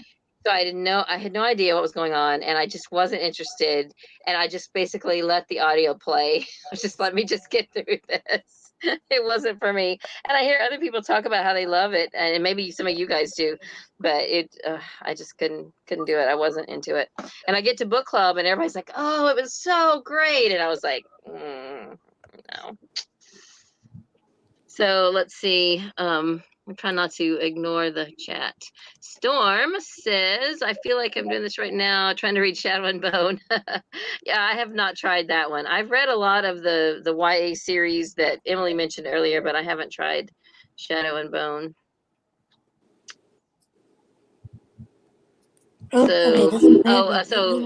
Sarah Rainey is offering to. Oh, you Yeah, said we're that. gonna buddy read You said it to Rainey. Okay, cool. It'd be a thing. Yes.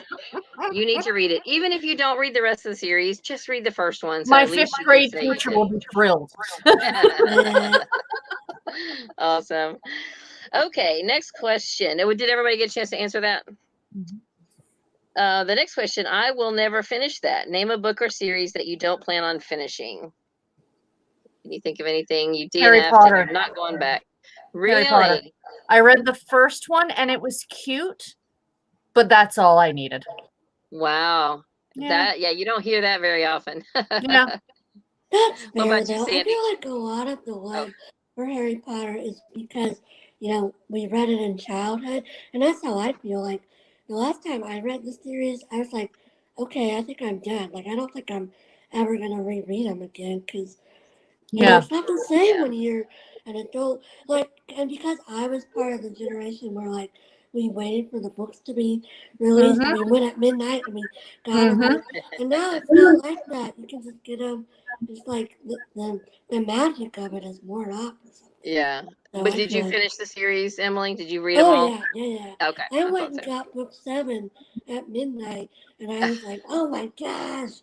Yeah, my dad actually started reading them before we did, because I'm a bit older, right? So I wasn't a kid when they were out. I was babysitting kids who were reading them, and my dad's partner at work, she was reading them for her daughters. So my dad's like, oh, what's this all about? Picked them up, started reading them.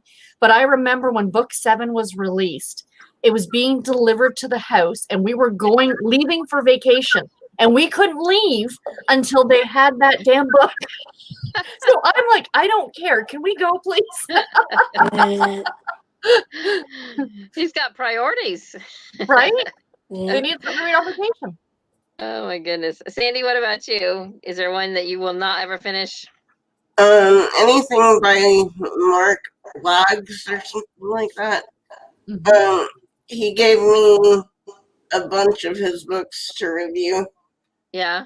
And I told him before I started reviewing them that I'm a slow reader.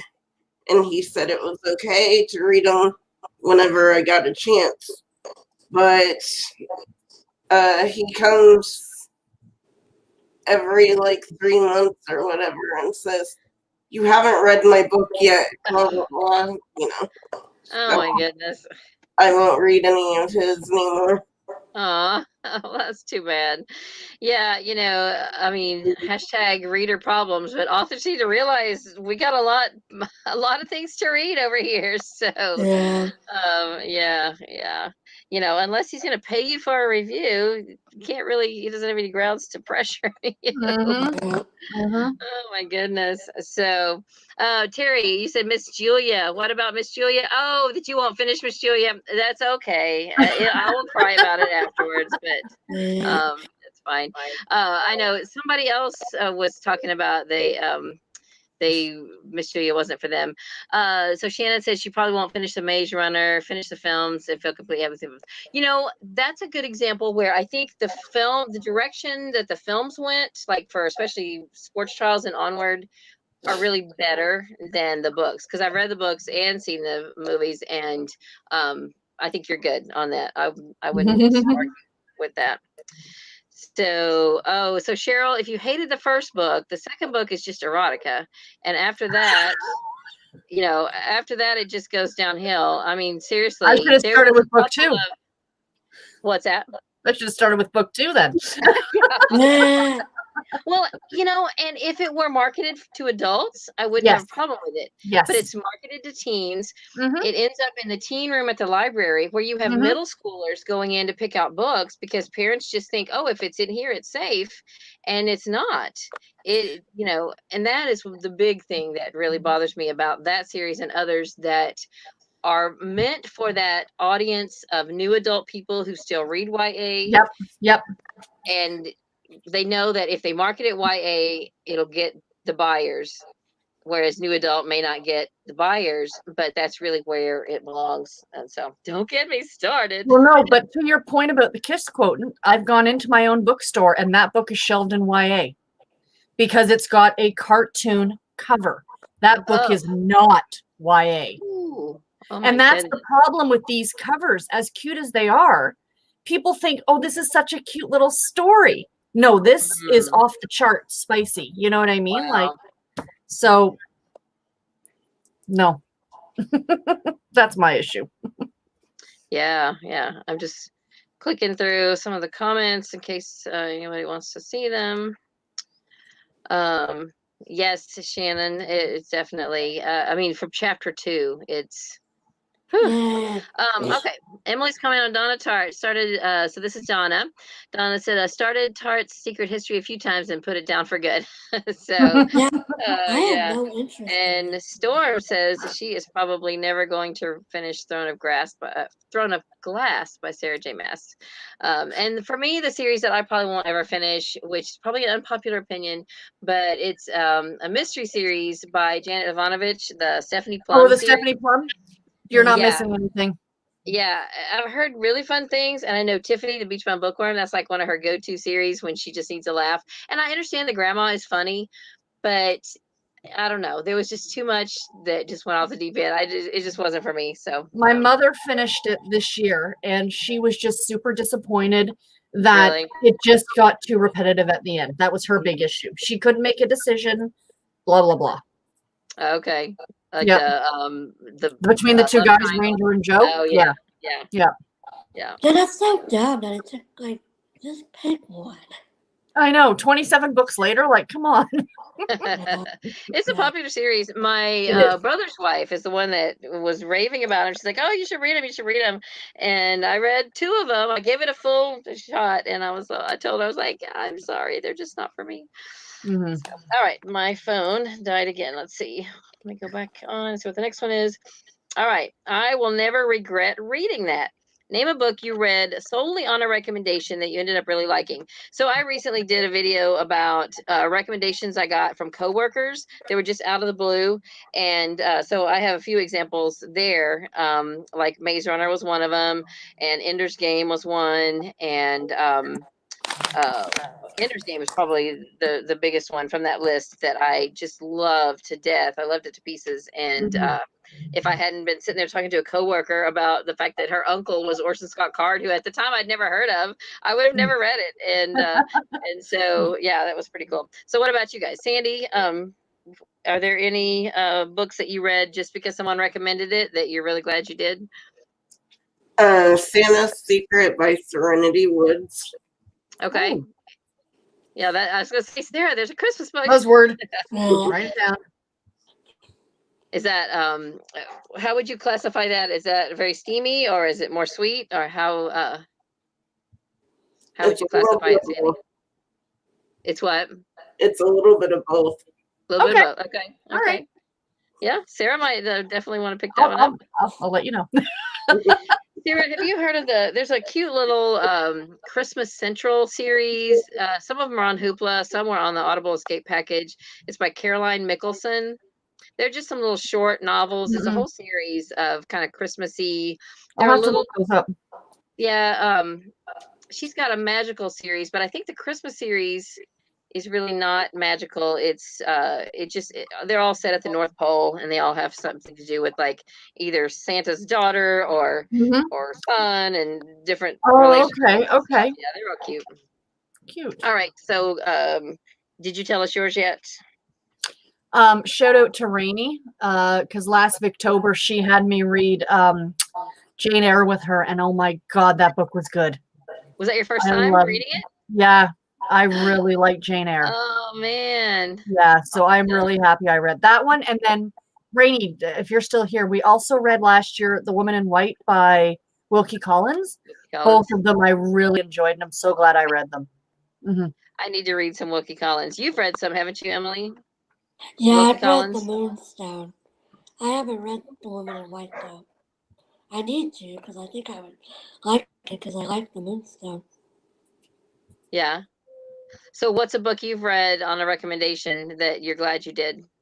Well, the one I was going to mention is the one I just read in, so it must have been like May.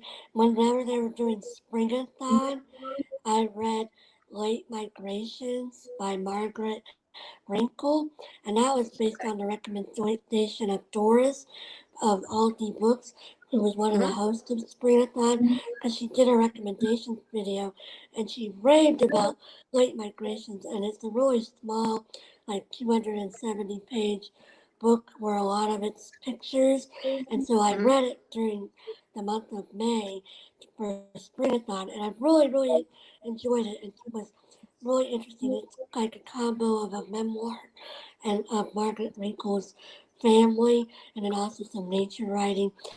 She lives in Nashville, Tennessee, and it's about like her experience with the nature that's local to her. So it was a really, really good book, and I definitely recommend it. And I would have never picked it up if Doris hadn't gone on and on about it. Say the name again. Great Migration? Late Migrations Late by Migration. Margaret Okay. Wrinkle. Here, I'll type it in the comments. So in Okay. case Awesome. everybody's Thank you. interested. Yeah. Very good. All right. Did I miss any comments? Everyone's saying yay for Jane Eyre. Yeah, I hadn't read that until Booktube. And I would hear people say, "Oh, that's my favorite book of all time." And I'm like, really? I need to read that. I've not ever read it. And it was good. It was very good. Oh, you want to read Alice in Wonderland? That's cool. Looking just to see what comments I missed. Hi, Rainey. I can talk faster than I can type. Okay, did everybody get to answer that one? Let's see. So yeah, because I answered it first. So all right. Next one, I would never do that. Name a relatable book character who made choices you didn't agree with or did things you would never do. Like, did the characters let you down? You know, you like this character, but then they went and did something, and you're like, why did you do that? Anything come to mind while you're thinking about it? The one that comes to mind, I think, is the one that I said originally in this tag, is The Diary of Maddie Spencer by Sandra Dallas. And I think it was fresh on my mind then, but it still sticks with me as characters that really let me down, because it was a kind of a pioneer type story, strong female character and her husband, and they go off on this adventure to the frontier, and then the choices they made were just like, what are you doing? So it just wasn't for me. It was no Little House on the Prairie, let me just put it that way. Anybody else have one? Just because I read it recently, so it's, again, like you said, it's in my head. A character, what was her name? Samantha from Cold Case True Crime by Denise N. Wheatley, which is a Harlequin intrigue. And she was a smart character. She ran this blog about cold cases, and she's trying to take the law into her own hands and running into houses of drug dealers. I'm like, what are you doing? Why are you going in there? Like watching a horror movie. Don't go into the basement, like it was funny. Oh my goodness. Who else? I don't really have a good answer for this one. I was trying to think of something, and I mean, when I did this tag originally, I said Brooklyn by Cole Tobin. The main character in there, she gets married in America, where she's an immigrant from Ireland, and she goes to America and she gets married, and then she has to go home to Ireland because somebody, I can't remember now, but somebody is really ill and she has to go home. And when she gets home, she doesn't tell anybody that she's married. And so they keep trying to set her up with like their sons. And it's like, why wouldn't you just write a letter and be like, yo, I'm married? And then even if you don't get around to writing the letter, it's like, when you go home, that should be the first thing you say. Like, I'm married, yo. I don't know. But it's been so long since I read that book that like I'm not as angry about it as I was when I first read it. Mellowed. So, I read a book by that same author. I can't think of the title of it though, but it was for book club. And I remember thinking it was okay, but I didn't love it, so I didn't read any more by him. Sandy, we didn't hear from you. Do you have an answer for that one? What Jennifer saw by Hal Swig or something like that. Say the name one more time. Hal Swig or something like that. Okay. And so what did the characters do that disappointed you? If I say that, then it'll be spoil it. The book. Okay. Fair enough. Point taken. Yep. Okay, I guess mine was a spoiler, but oh well. Oh, that's okay. That's fine. I mean, I guess the marriage part is part of the plot, but oh well. That came out so long ago. So where are we now? Let's see. Does anyone know what number we got to? I never wanted to admit it. Number 7. Name a book that you were embarrassed to say you read, or were embarrassed to carry around with you. So, like, have you ever hidden a book inside of another book to like sit on the bus or something? I'm trying to think. If I feel like there's been something over the years that I was reading that people at work teased me about reading, but I can't think what it is or was. So I mean, I have an answer for that one right now. I don't know. Any of y'all have an answer for that one? I have to say, whenever you mention that book, Virgin on Her Wedding Night, I'm always like, that's a book I would never want to read in public. It's such a weird I was title. so proud of you. So here's a funny story. My daughter, who's now 17, she saw that laying on the kitchen table and she goes, Mom, what are you reading? I said, look, it says Virgin on Her Wedding Night. That's what we're striving for here. I said, after that, it's fair game. It's all good. So if you make it that far to your wedding night, then you're golden. So I said, there's absolutely nothing wrong with that. Or something that effect. Yeah. I'm not embarrassed because I mean, I deal with this all the time as a romance reader. I'm sitting there, oh, what are you reading? Oh, you're reading trash. You know what I mean?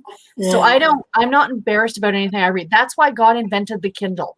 So if people ask, I'm reading War and Peace. Why do you ask? But it's more, the only thing that I've been questioned on a couple times is that I am rereading the Babysitters Club series, and I'll have people look at me funny for that. And I'm like, what's the problem? Right. it's just they're just cute books. So that's the only thing I can think of for this answer. Yeah, I had a comment not too long ago, and if this person is out there, I hope that you'll continue to watch or respond. But I didn't even know how to answer it because it was two kind of different things. But the comment said something like, "Do adults actually read children's books? I think our educational system is broken." Oh my goodness. Like, okay, first of all, I mean, I could have answered a mile long or just nothing, and I just opted for nothing. But, I thought it's two different things. Maybe our educational system is broken, but it's not because adults are reading children's books, So, At least we're reading something. it was funny, yeah. And a lot of times I think, I started reading middle grade books to help out at school. And then I found that I really enjoyed reading them. So now I just read them for fun. But, nothing wrong with that. Sandy, do you have one for that? Anything you've ever been embarrassed to show or to tell that you were reading? Not really. I agree with Sarah. One of the books that I read was, Siren Says by William Poe.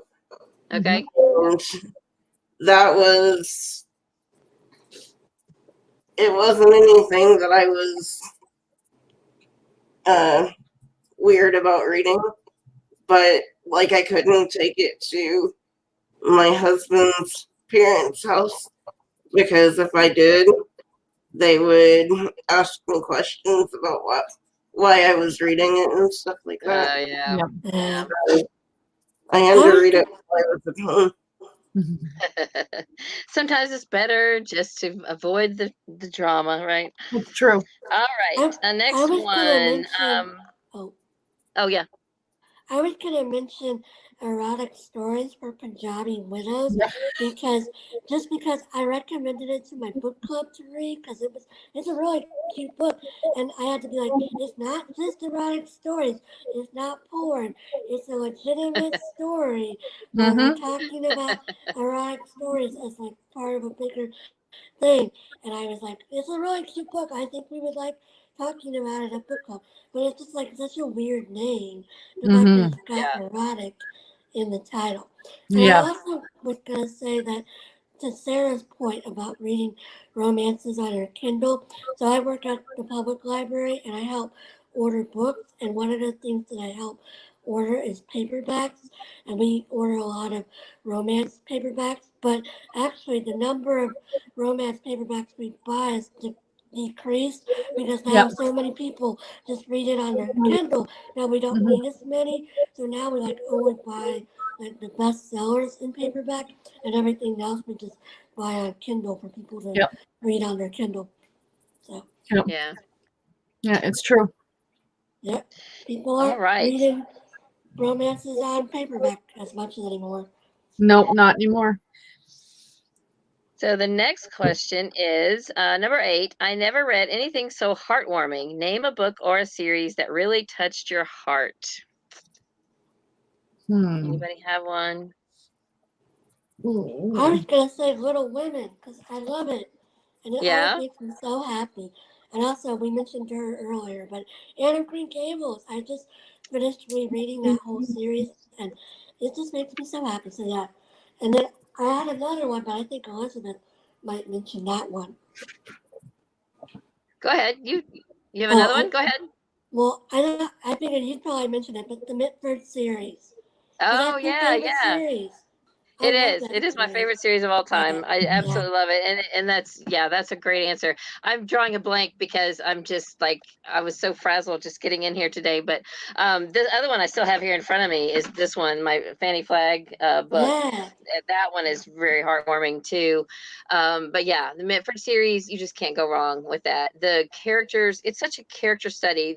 The characters are quirky and fun and flawed and there's redemption. The ones who have flaws can be awful, but then they usually end up growing and learning something throughout the series.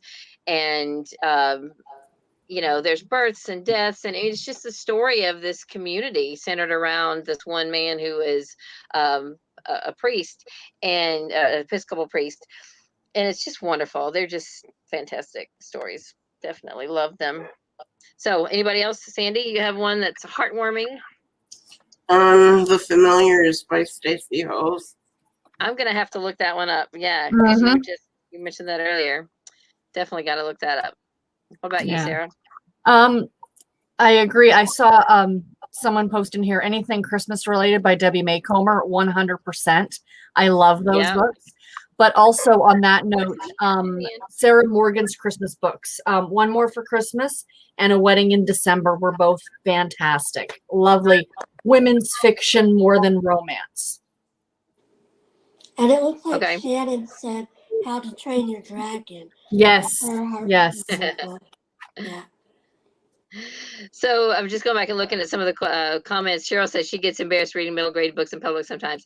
Yeah, you know, Cheryl, because you feel like you have to explain or feel like you have to justify, you know, or people you think, oh, are you a teacher? No, I'm just reading a good book. And Storm says the same thing. For some reason, there it is. My thing wouldn't let me scroll up. I've missed a bunch of comments. Somebody wrote The Flowers in the Attic, but I don't know what question they were answering. Probably maybe embarrassed to read.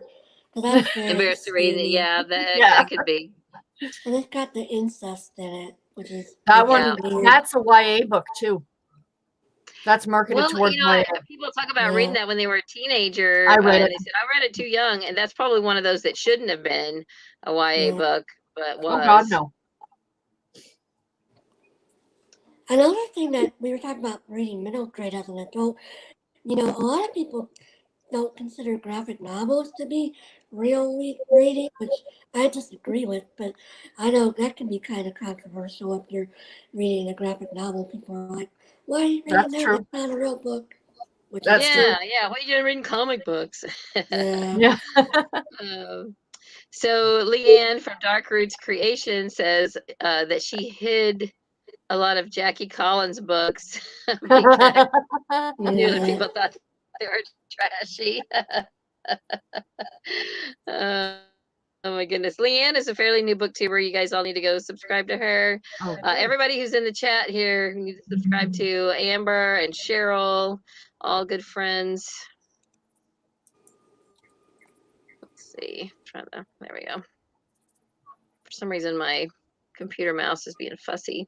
So Donna says, I agree with Shannon. The sleuths and cozy mysteries sometimes don't see the obvious or withhold evidence or knowledge from the authorities. In only a few cases is it appropriate for them to do so. Yeah, I know. The people in cozy mysteries get away with a lot of stuff that I think you wouldn't get away with in real life, just for the sake of the story. But you know, you got to suspend reality. But that is one thing that one reason people have a problem with them sometimes is because they're not realistic. All right. To your point, Emily, about graphic novels. Speaking about heartwarming books, Pumpkinheads by Rainbow Rowell. That was a delight. Yeah. An absolute delight. 100,000% Yeah. agree. I have a copy. I'm rereading this every year because it's just so cute. Yeah, me too. Thank you, Nancy. Nancy has to go. She said she hated Moby Dick but powered through it. Threw it across the room. That's hilarious. Did it leave a dent in the wall when you did that? Oh, that's funny, Nancy. Thanks so much for coming. We're almost done. I think we have 2 questions left, and we will wrap this up. I never laughed so hard. Name a book that made you laugh out loud. So Sarah's been talking about Jenny Lawson. Would you agree that that's one that makes you laugh? Furiously Happy or Let's Pretend This Never Happened. Both of them are hilarious. And I would probably say Miss Julia. Miss Julia series is just fantastic. I love it. She's hilarious.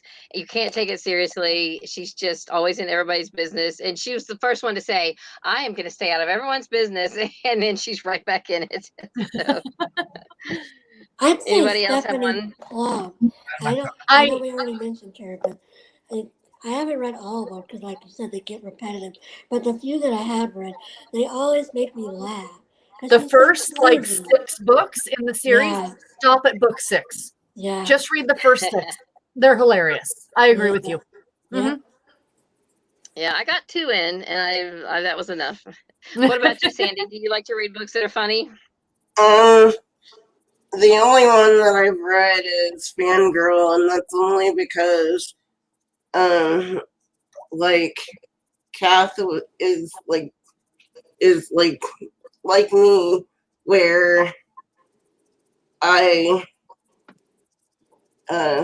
don't talk to people much, and it's hard for me to talk to people and everything.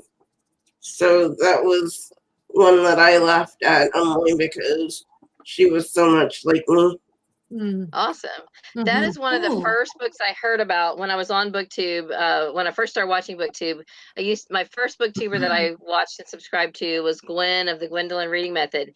And she had just read Fangirl and she was just raving about it. So I put it on my TBR. I never got to it, but I read a couple of other books by Rainbow Owl that I didn't like. And so now I'm scared to read Fangirl. So one of these days I'll get to it, but it's still on my TBR. What else? Did we get to everybody? Did everybody get to answer that one? Yeah. All right. Last one. I never could have made it through childhood without it. Name a favorite childhood book or series. Babysitter's Club. Right there. Harry Above Potter. my head. What'd you say, Emily? I said Harry Potter. But Harry for me, Potter. it was like, I started reading them when I was 8, and I read them all the way till the last one came out when I was like 17 or whatever. It affected my whole childhood. Or at least, Awesome. Sandy, what about you? What was your favorite childhood book or series? The Berenstain Bears. Oh, yeah. Nice. My daughter likes those. Yeah, those are Yeah. fun.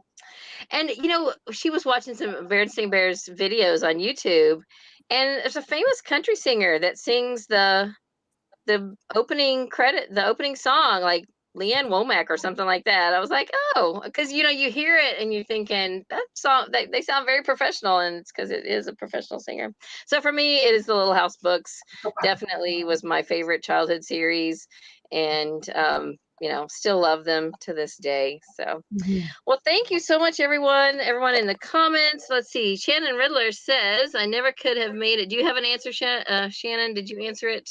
Yeah. Oh, She was telling sweet everybody dreamy the question. romances. Yeah. Yes, Judy Shannon. Bloom. Okay, awesome. And I'm not in a huge rush to go off. I wanted to just give a couple of housekeeping things, and also I want to go around and let everybody tell, if you want to tell what you're currently reading and anything about your channel. Well, actually, let me ask you one question. Well, two questions. One has been burning in my mind for my own answer. And then also I want to find out from you guys, and also anybody who does Booktube that's out in the comments. Think back, and of all the videos you've done, do you have one that you wish everybody would watch? Like maybe it didn't get that many views and you're like, oh, I worked so hard on this. Why didn't anybody watch it? For me, it was one that I did for Nonfiction November, and it's been at least 5 years ago now, probably 5 or it wouldn't be 6, but it would be 4 or 5. And I remember doing I called it nonfiction books through the numbers or something, where I talked about a book from every one of the Dewey Decimal System groupings. Oh, neat. So I talked about a book from generalities and one from the 100s, 200s, 300s, 400s, and like that. And I thought I did a good job on that video, but I didn't have a very big following at the time, and so it didn't get that many views. So I'll try to link it below and put it so if you guys want to watch that. But is there any videos that you guys have done that are kind of evergreen that that you think you want to encourage everybody to go back and watch on your channel? I mean, go ahead, Emily. No, you go ahead. You go ahead first. I was going to say the one, and I think I did it last summer, was the one I did where I broke down all the different category romances from Harlequin. Okay. Just because that's a big love for me, and I just think that if people saw and heard more about it, they might be more inclined to pick them up. Yeah. Essentially. For me, it's the mystery history talks, because I read a whole book just for that one video, and I, take notes, and I'm very diligent about it. So that's mine.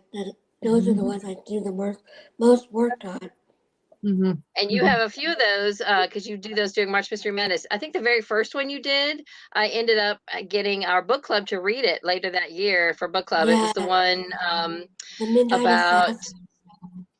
Midnight Assassin, yeah, like the Jack the Ripper in Texas kind of a thing. Ooh. Yeah, so we read that. That was really good. So, and I think there's still a couple of those I need to go back and watch from you, Emily, because sometimes by the time we get to the end of March Mystery Madness, like the last week, I miss a lot of videos because I'm trying desperately to hurry and finish all my books and get my own Oh, videos yeah. done and all that, and I end up missing a lot of good videos.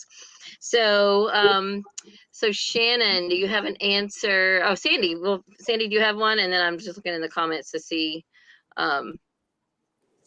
what else, if anyone said. I don't really have one. Well, I want to remind everybody watching to go and subscribe to everyone here if you haven't already. And Shannon had to go, but be sure you subscribe to Shannon Ridler. Yes. And also Elizabeth Tyree is a good friend of mine who's been on Booktube for years and years. And she just redid these tags. Her and I are doing a buddy read right now. So we were talking on Voxer and she just couldn't make it on today. But she's like, I'll redo the tags in honor of your anniversary. And there's several people that I want to just give shout outs to. Felicia from Little Prairie Library was going to try to be on, but she couldn't make it on. And it's another one. She's been on for years and years and still does not up to 1,000 subscribers. So I don't know why that is, because she's amazing. All of you guys are amazing. So if you are not subscribed to anyone here or anyone in the chat, Ambi Crafts Reads. Donna doesn't do videos, but she's my Booktube bestie here. She is always in the comments, and you will never find a better subscriber than Donna. She's awesome. She is her channel is Studio in the Library. Who else is here that makes videos? So some of them have already gone. Rainy. So anyway, I'm just trying to give shout outs. I would love to, I'm going to go and check when we get off of here and see how many, if anybody's subscriber counts have gone up. I hope they have. And, I said I had 2 questions. So here's my other question. And if you don't have an answer for it, I think I've seen someone do a video about this and I'm still thinking on what my answer would be. But like, what is your desert island book? Like if you could only take one book to a desert island, and I would do it with a caveat. I would allow myself to have the Bible and one more. So what's my one more? Because you feel like it needs to be something you wouldn't mind rereading, but it needs to be long enough to, because you wouldn't want a 100-page book. You're going to read it over and over and over, get sick of it. But it ought to be something really good. But it needs to be something that doesn't require so much brain activity, because if you're alone and you have no way to Google or ask somebody what this means, you know what I mean? So it's a hard question. And I would think I would like to pick something that I haven't read yet, but then that's scary because if I haven't read it, then how do I know I'm going to like it? So I think right now at this point, I would pick the Mitford Bedside Companion because it's pretty big and it has a sampling from like the first, I don't know, 9 or 10 or 12 Mitford books. So that would be like taking the whole series with me in a nutshell. So I think that's what I would take at this point. But anyway, any other thoughts on that? Have y'all ever pondered that? A friend of mine on Facebook posted that not that long ago. Like, you're stuck on an island. What's the one thing you bring with you? Not a book, but what's the one thing you bring with you? One thing. And I said, my Kindle. And my girlfriend's like, you wouldn't bring your husband? I said, no, the Kindle is far more entertaining. But then how would it be, how would you charge it? That's the problem. Of course, that's what everybody has to say, right? But no, I would, to answer your question, I think it would probably if it's solar powered. Yeah. It would probably be Outlander because I've already read it 6 times, so I know it's a book I will reread and reread. And it's like 1,000 pages. So yeah, that's a good one. Mm-hmm. Anybody else? Sandy, have you thought of a book? Mine would be the first Night World volume by L.J. Smith. Okay. Is that science fiction? No. No? I haven't heard of it. It's about vampires. Oh, okay. Okay.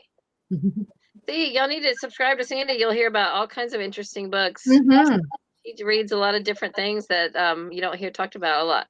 What about you, Emily? Do you have a desert island book? I don't know. I mean, I've never really thought about it that much, but I'd probably want like a huge collection of short stories or something like that where I Yeah. get a lot of diversity. Like some giant collection of like the best short stories of all time or something like that, where I wouldn't get bored reading the same author all the time. That's a good That's fair. idea. Yeah, a big book of Mhm. short stories. Yeah. So Shannon knows who I'm talking about, the Gwendolyn reading method. I just looked to see if she had made any videos recently, Shannon. She did make one, like kind of a 2020 favorite books of 2020, and then that's the last thing that she's made.